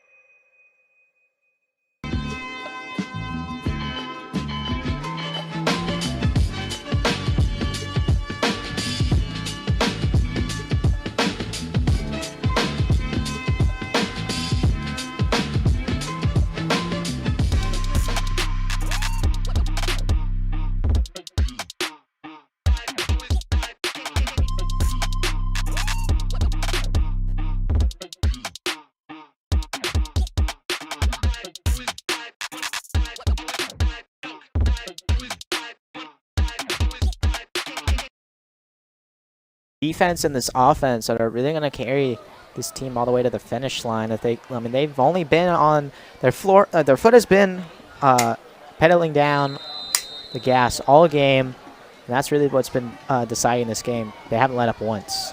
Here's a snap, 3rd and 2. Lineberger's going to put the man in motion. Here's a snap going to Drinkard. It's going to go to him, and he's going to break away. He's got a big number 27. He's still fighting. He's pulling with him, and he's down. And I think there might have been a flag down there. I'm not quite sure, but we'll see. Great run by Drinkard no matter what. He's been fighting too. I mean, he's been fighting hard. He hasn't necessarily had the results like Jesuit's running back has. But, I mean, there's a good one right there. I mean, not to undermine his achievements. He's been fighting insanely hard. They all have. It's just been luck of the draw that hasn't gone their way. Snap, hand off to Drinkard. He's going to go for it again, fighting up the middle, and that's another 5-yard gain. I mean, that's really just how sports go. I mean, you can play as well as the other team. It's really just kind of luck-based. The skill and luck. Yeah, that's true. Two big parts there. Yeah. It's it depends on, you know, how good a team is and how skilled you are, but also like not everything's going to go your way. Yeah. 2nd and 5 here, the own 36-yard line of George Ranch. Multiple times they've been in this territory, but haven't been able to convert. Here it is again. Snap up the middle, and he is met and brought down at the line. Number 35 of that one, actually, new carrier, Brandon Everett. We've seen him run a bit tonight. He's not been too bad. Yeah. I mean, both these running backs for George Wrench have not been too bad. They fought insanely hard. I mean, they're one of the main reasons why this team is still. I still believe that this team can come back. I mean, they can make this offense very two-dimensional pretty quickly when they get into a groove. Here's the snap. They're going to go to the screen pass here. Number 19, he's going to take up the middle, and he's knocked out of bounds, but not after the first down. That was Nick Perez. They've used him well, too, on those screen passes, a lot of them. Yeah, exactly. I mean, this is what makes this team, like, you can't count out this team because, I mean, they can have those decent runs, and then they get those short passes that can go for decent yardage. I mean, they can really catch the defense off guard, and that's what makes them very kind of complicated to playing against, especially mid-game. So true. Lineberger's going to take backfield now. He's got backfield is only one man, is Brandon Everett. Here's the snap. He wants to go for the pass. Looking around, he's going to fire low pass outside. He's going to get the catch. He's going to go up the middle, and he's down for the first down, but a flag is on the play. That was number 6, Jaden Mays, the senior. It is in the linebacking core. I don't think this is a late hit. I guess we'll have to see what this is on. That might be true. It might be a holding, might be a late hit on the quarterback. It could be anything, really, at this point. Let's see what the call is.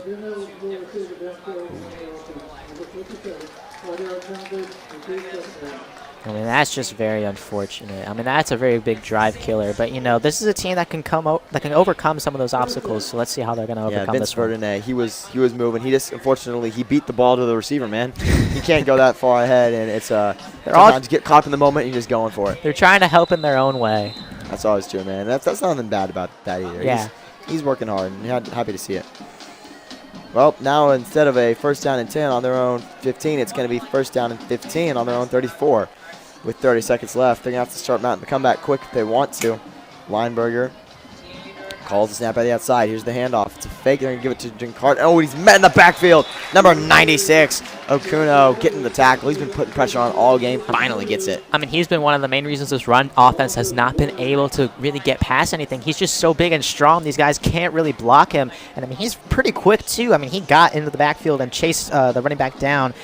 Very fast. I mean, I wouldn't want to go up against him. Yeah, so that's going to be the end of the third quarter here. We're going to take a quick break. Thanks for staying with us. We got 12 minutes left. See if Jesuit can pull it out.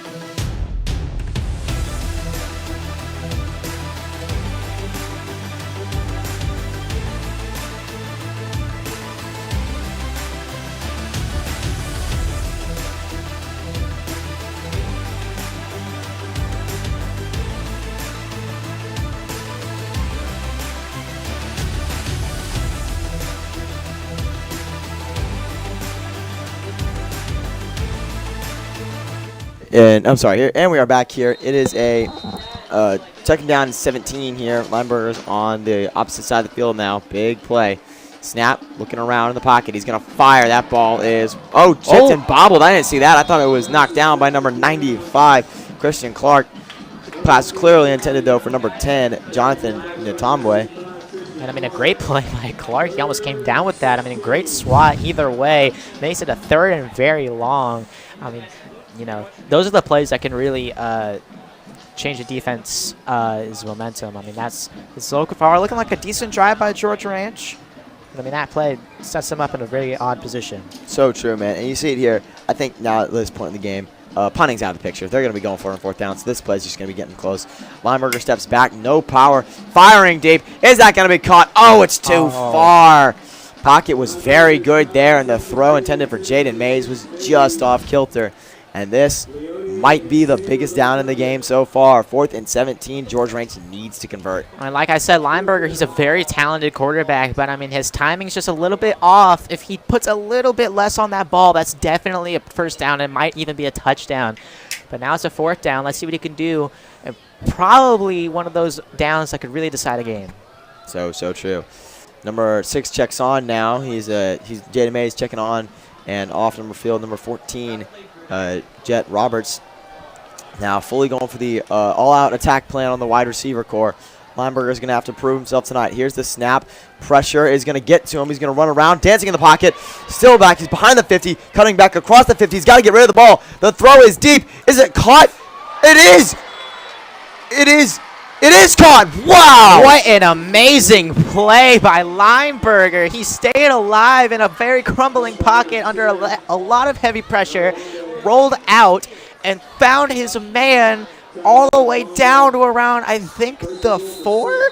That's an incredible play. Great play, man. Just able to show off that skill. Jim Carter's checked in. This could be a touchdown for the George Ranch. And is it? He's down. I think they're going to say he's short. This is going to be close. And it's going to be short. One yard line. But, man, going back to that, you said I was completely wrong about him being a game manager. He was able to scramble out of the pocket. He went back about 20 yards and ran up about 20 to make that throw. All power behind him. I mean, even if you're Jesuit, you can't even be too mad about that play. That's just incredible by Lineberger. Here's the snap, giving it to Drink Card. Ball's fumbled, and it's going to go in the end zone. Wait, did he get it? I think he dived on top of it. He might have gotten it. And the line gets a touchdown. Wow, cool. Close play. The handoff didn't go according to plan, but it still works out with the same result. And that's a much-needed score for George Ranch, maybe getting them back into the game. It was not pretty, I mean, especially that touchdown. But, I mean, that gets the job done, and that's definitely going to swing some momentum towards George Ranch. If they can get a big stop here, they can definitely come back and make this a very tight game. So true. With, what's it called? That's going to be bring up the field goal unit here. Much needed score for George Ranch. They haven't put one up in a while. And the kick is up, and it is good. First PAT made for him tonight after the first one was blocked. Well, 2 flags on the field now. Maybe this might be a little bit of an excessive celebration, but we'll see. Big thing about this here is obviously, you know, this is going to be an onside kick. I think we all know it's going to be an onside kick. George Ranch needs to recover it. They can't really do much more with Jesuit has the ball. Let's see what the call is here. Good ball, active play. 55 unnecessary and 85 white.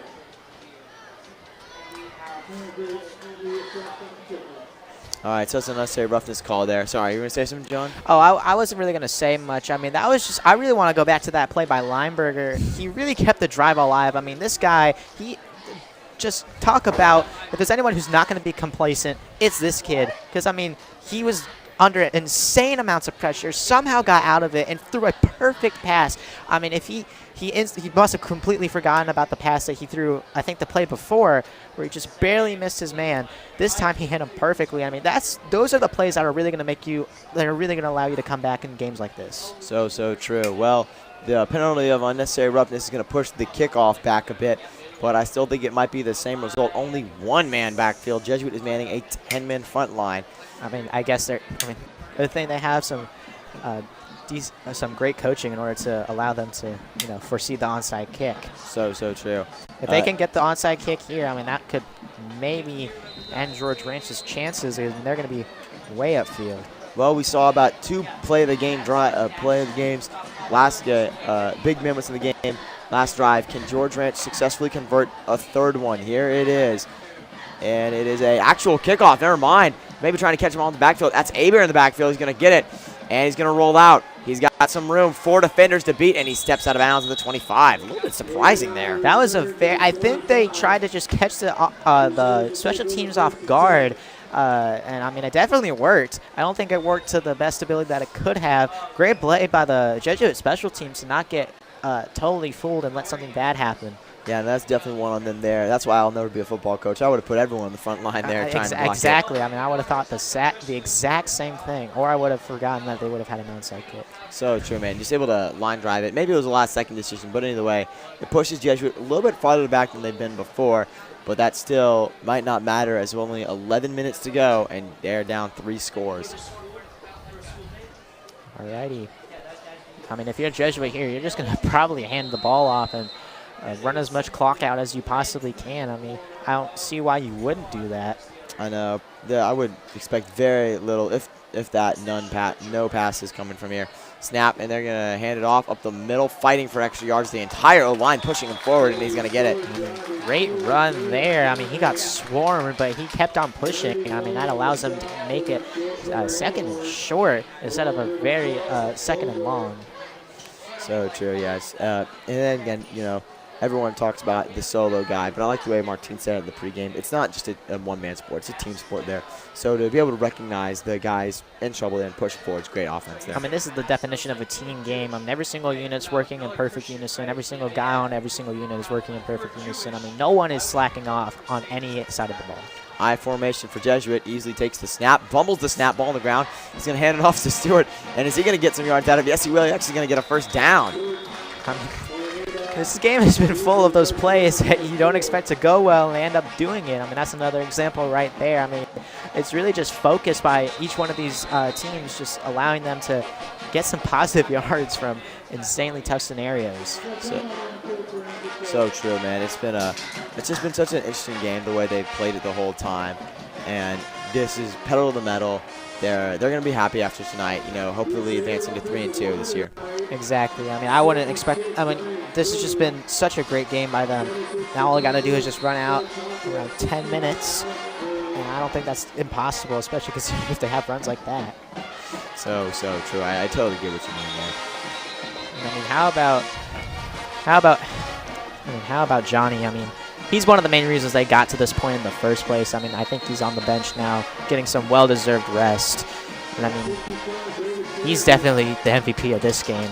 So true, man. Had a great game, had a great night. And yeah, like I said, getting the well-deserved rest. We look like an all-senior team on the field, which is a nice sight, especially for these guys.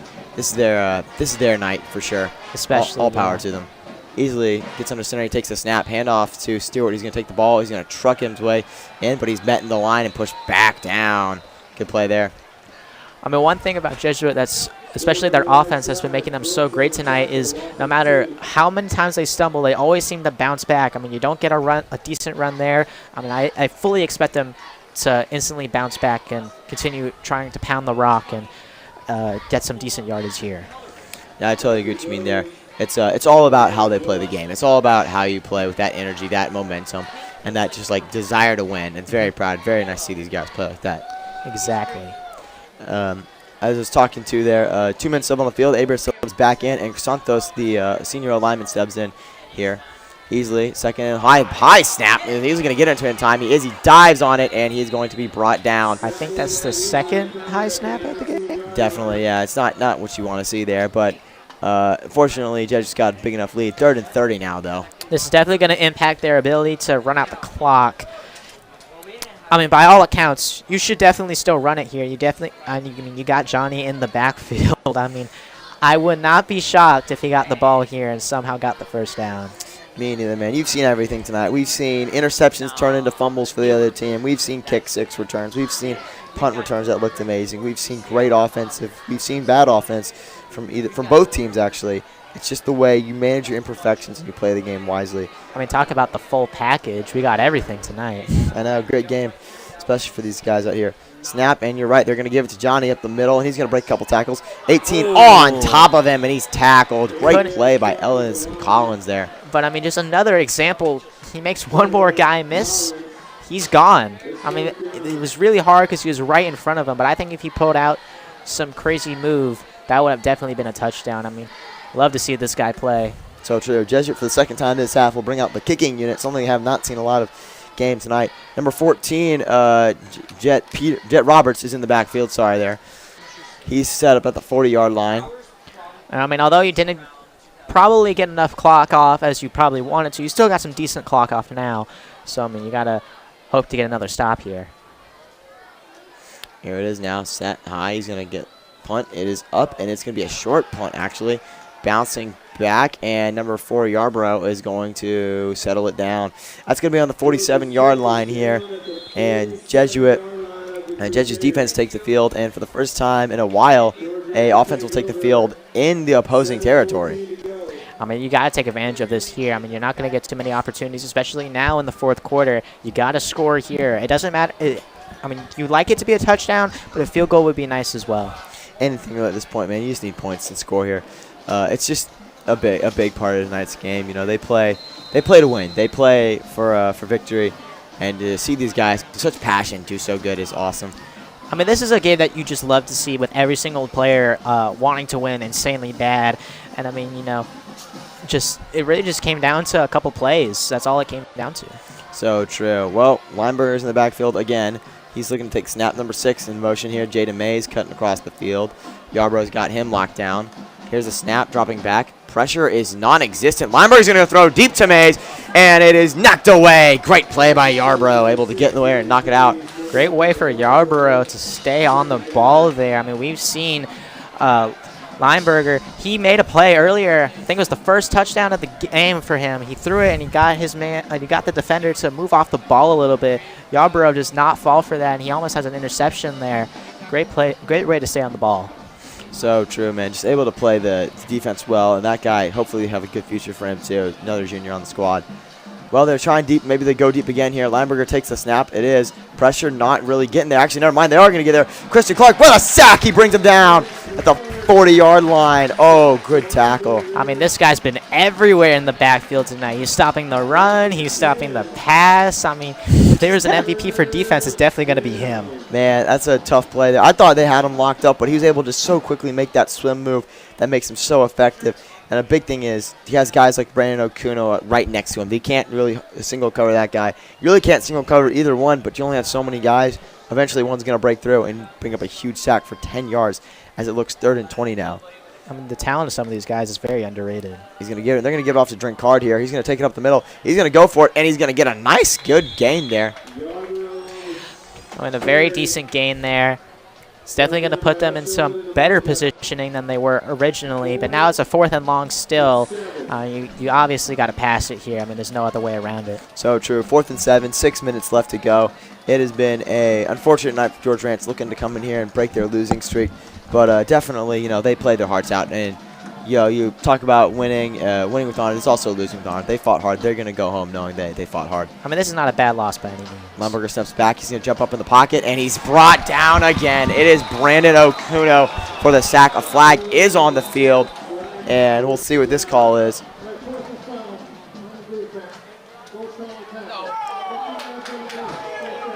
Ooh, man, the sack is taken back by a horse collar tackle by number 96 there. Was that going to be his 2nd sack of the game? That would have been a 2nd sack of the game. Man, tough for that one there. Very unfortunate. But, you know, like we said earlier, the main reason for some of these penalties is just the game's been going so fast and you're so caught up in the moment that you don't really realize what you're doing. And, I mean, you can't really fault him for it. It's really just the intensity of both these teams really coming out tonight. So true, man. They play their hearts off, man. And, you know, everyone wants to win. Everyone wants to be the star. And it's so nice to have that. It's just so cool to have your moment, and sometimes you just mess up there, and that's okay. Yeah, it's nice. That does put them on the 20-yard. Let's put them on the 30-yard line, and here's the snap. Looking around, Lineberger over the middle. He's got his man, and it's dropped. It's an unfortunate play there. So close, but close, but no cigar. Great play by Wesley Stewart to knock the ball out and forcing the incompletion. 2nd and 10 now. True. Yeah, it's going to bring up 2nd and 10. You know, give him a second chance here for George Ranch. 5:30, trying to put one in. Comeback doesn't really seem plausible right now, but definitely, you know, there's some momentum shift there. You can always have a good second half. Lineberger takes the snap. They're going to get off to Drinkard. He's going to go up there. He's going to cut through the pocket there, and he's brought down. 3rd down now.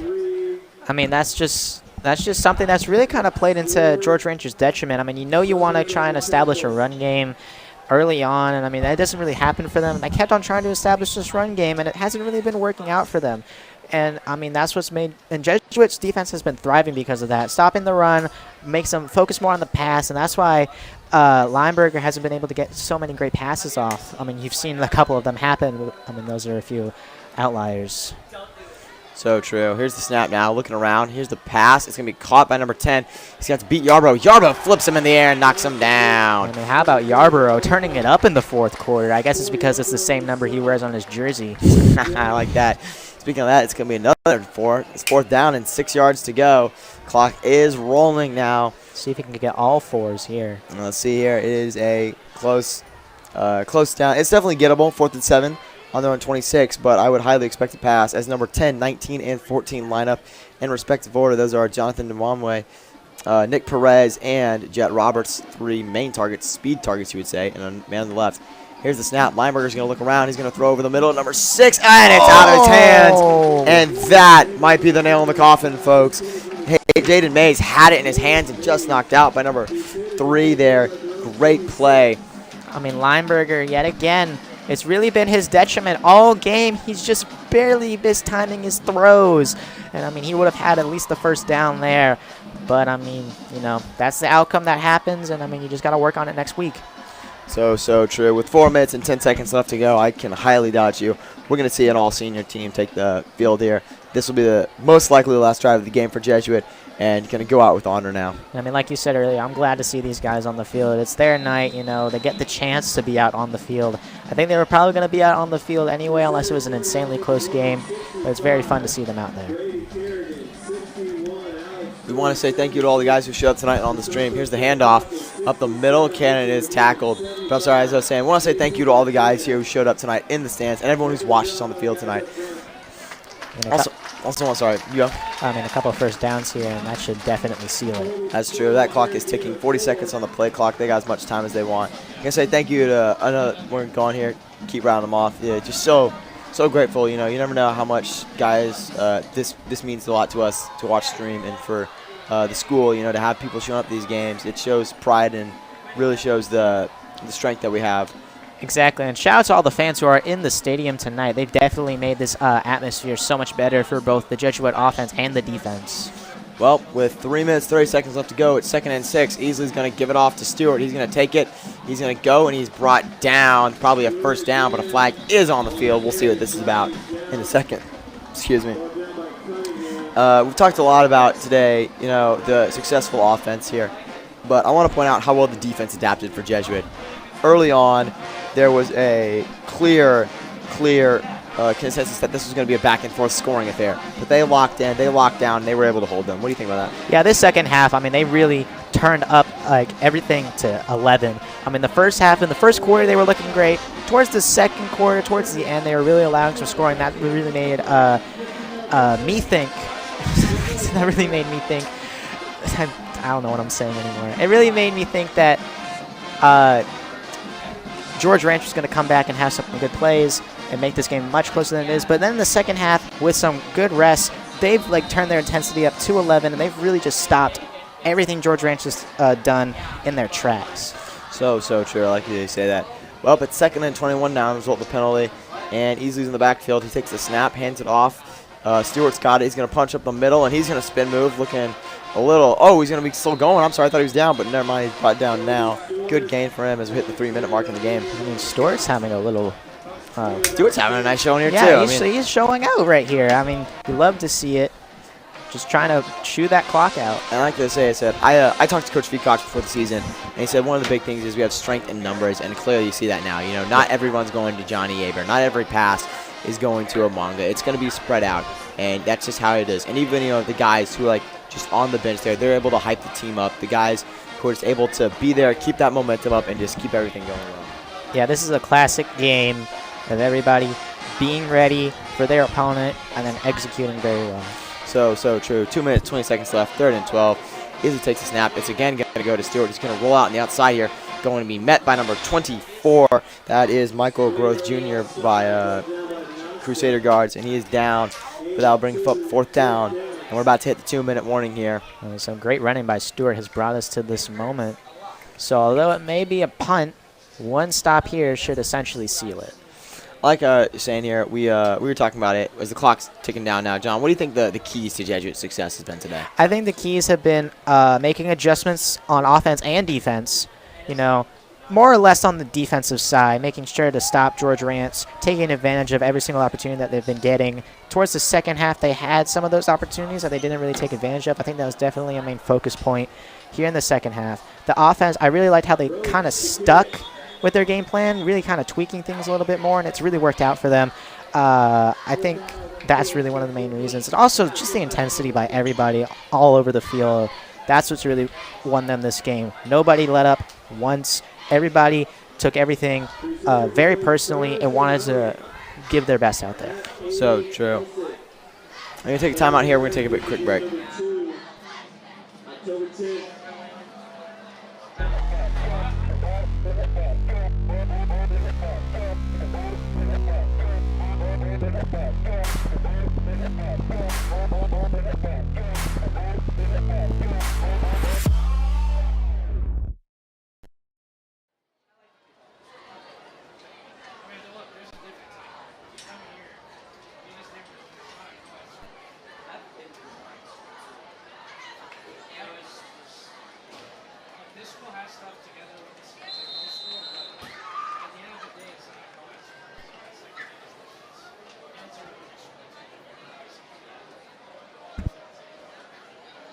Well, we're back here, and the punt is up, and it is going to sit up there and bouncing back, and it is down. Good play there. Well, minute 18 to go. We're going to see one last drive here of the night. And what's your main takeaway from George Ranch's team here? We talked a lot about Jesuit. I want to get your opinion on them. I think George Ranch, they fought hard. They fought hard, and it's definitely not the outcome they wanted. But I don't think they should feel bad for this loss whatsoever. I mean, they had almost the exact same amount of intensity that Jesuit had. They just didn't get the same outcome. I think they have the talent there, and I definitely think that they should not feel bad about this loss. They worked hard, and they definitely played hard. But, you know, at the end of the day, it really just comes down to those key moments that they didn't really capitalize on. I mean, Lineberger had some throws that he could have made. That fumble in the red zone was really the biggest play of the game. I mean, you can't fumble. You can't really be fumbling right there. So true. Interception towards the second half. Here's a snap. Trincard's got it. He's going to go up the middle, and he's going to be brought down. That's a close one. Oh, still going. My bad. Oh, look out. Man, I'm bad at calling those guys today. I keep calling them down. It's tough up here, man. But, hey, very, very good play there. I totally understand what you say there. They are playing to their maximum effort. And they are playing, they played their heart out tonight. And you can definitely see that there, the passion these guys have given. Yeah, all respect to those guys. I mean, they definitely wanted to win this game, and they definitely showed that they wanted to win this game. It's really just, like I said, it's the little plays that really matter. Here's a snap looking around. Lineberger is going to step up in the pocket. Might have a man. He's going to throw deep. Yarbrough's got him locked up, but he's mossed. Oh, what a catch and a touchdown. Oh, number 6, Jaden Mays, sending him off for the nice little symbol there. There's a flag on the field, maybe offensive or defensive pass interference. We don't know. This would be a great highlight if it stands. I personally don't think this will, though. Great play, man. Just a great jump and everything. Showing off the height difference there and the height strength.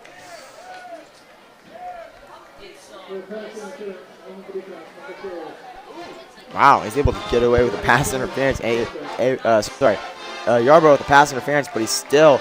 What a play by Mace to make the catch. Field goal unit comes out here with a minute to go. Maybe make this a 28-42 game. Yeah, very impressive catch there. I mean, that's just one of those plays. I mean, hey, and on a high note. So true. So you're definitely gonna want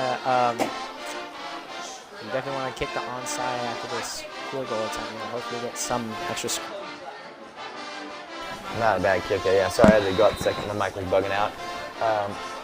The way we're looking at here, the way things have shaped out has not been obviously what Georgia was known for.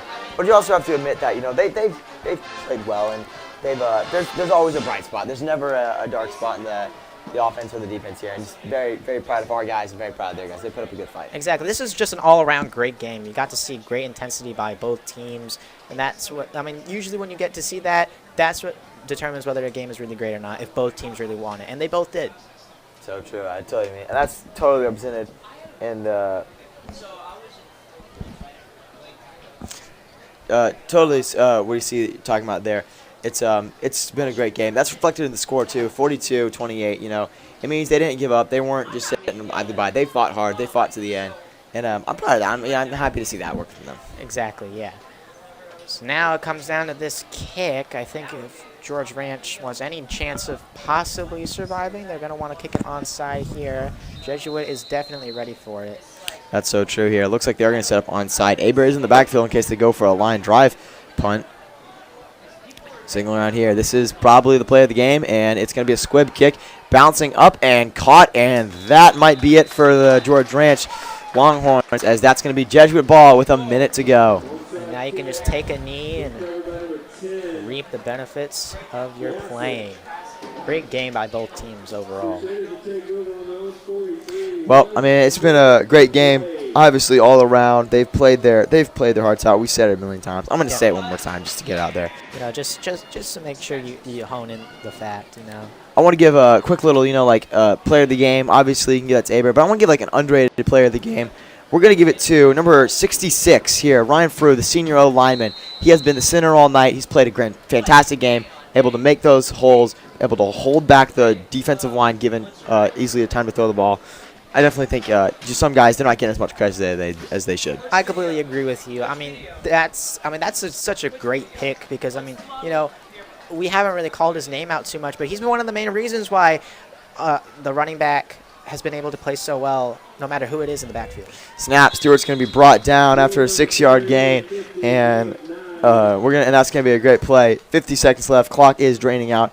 That was Colby Stewart there. Number 14, Austin Graf checking in now for number 11, Jackson Hebert, stepping down. And you figure you get this first down, you just kneel it out. I mean, just send the game right here. Victory formation definitely looms large in the horizon for the Crusaders. They have played well, and it looks like they're going to be doing that right now. I'm calling the play, 30 seconds left to go. And here it is, victory formation indeed. There's the kneel. That should be able to do it. The Crusaders, with 20 seconds left, have defeated the George Ranch Longhorns. They move to 3-2 on a great game for them so far. I mean, an amazing job by both teams. Very fun game to watch. I mean, you know, this is definitely a senior night that you would want to remember. So true. So proud of the guys who played. Thank you to everyone who has tuned in for the stream. Thank you to the guys in the field. Thank you. A special thanks to Mr. Pep, Mr. H, Miss Irwin, and Matthew Watts, our SJET president, for letting us stream this game. It's been a great time. So great having you all here. Thank you. John? Yes, it was very great to commentate this game with you, Luke. Great time. Great first time to commentate this game. I can tell you right now, we'll definitely be seeing more of this streams and more of this Jesuit football team in the future. Yes. I would all like right. to thank anybody who tuned into the stream at any point, and we will see you next home game. All right. I'm Luke Chudowski. I'm John Cogan. We're signing off. Thank you, folks.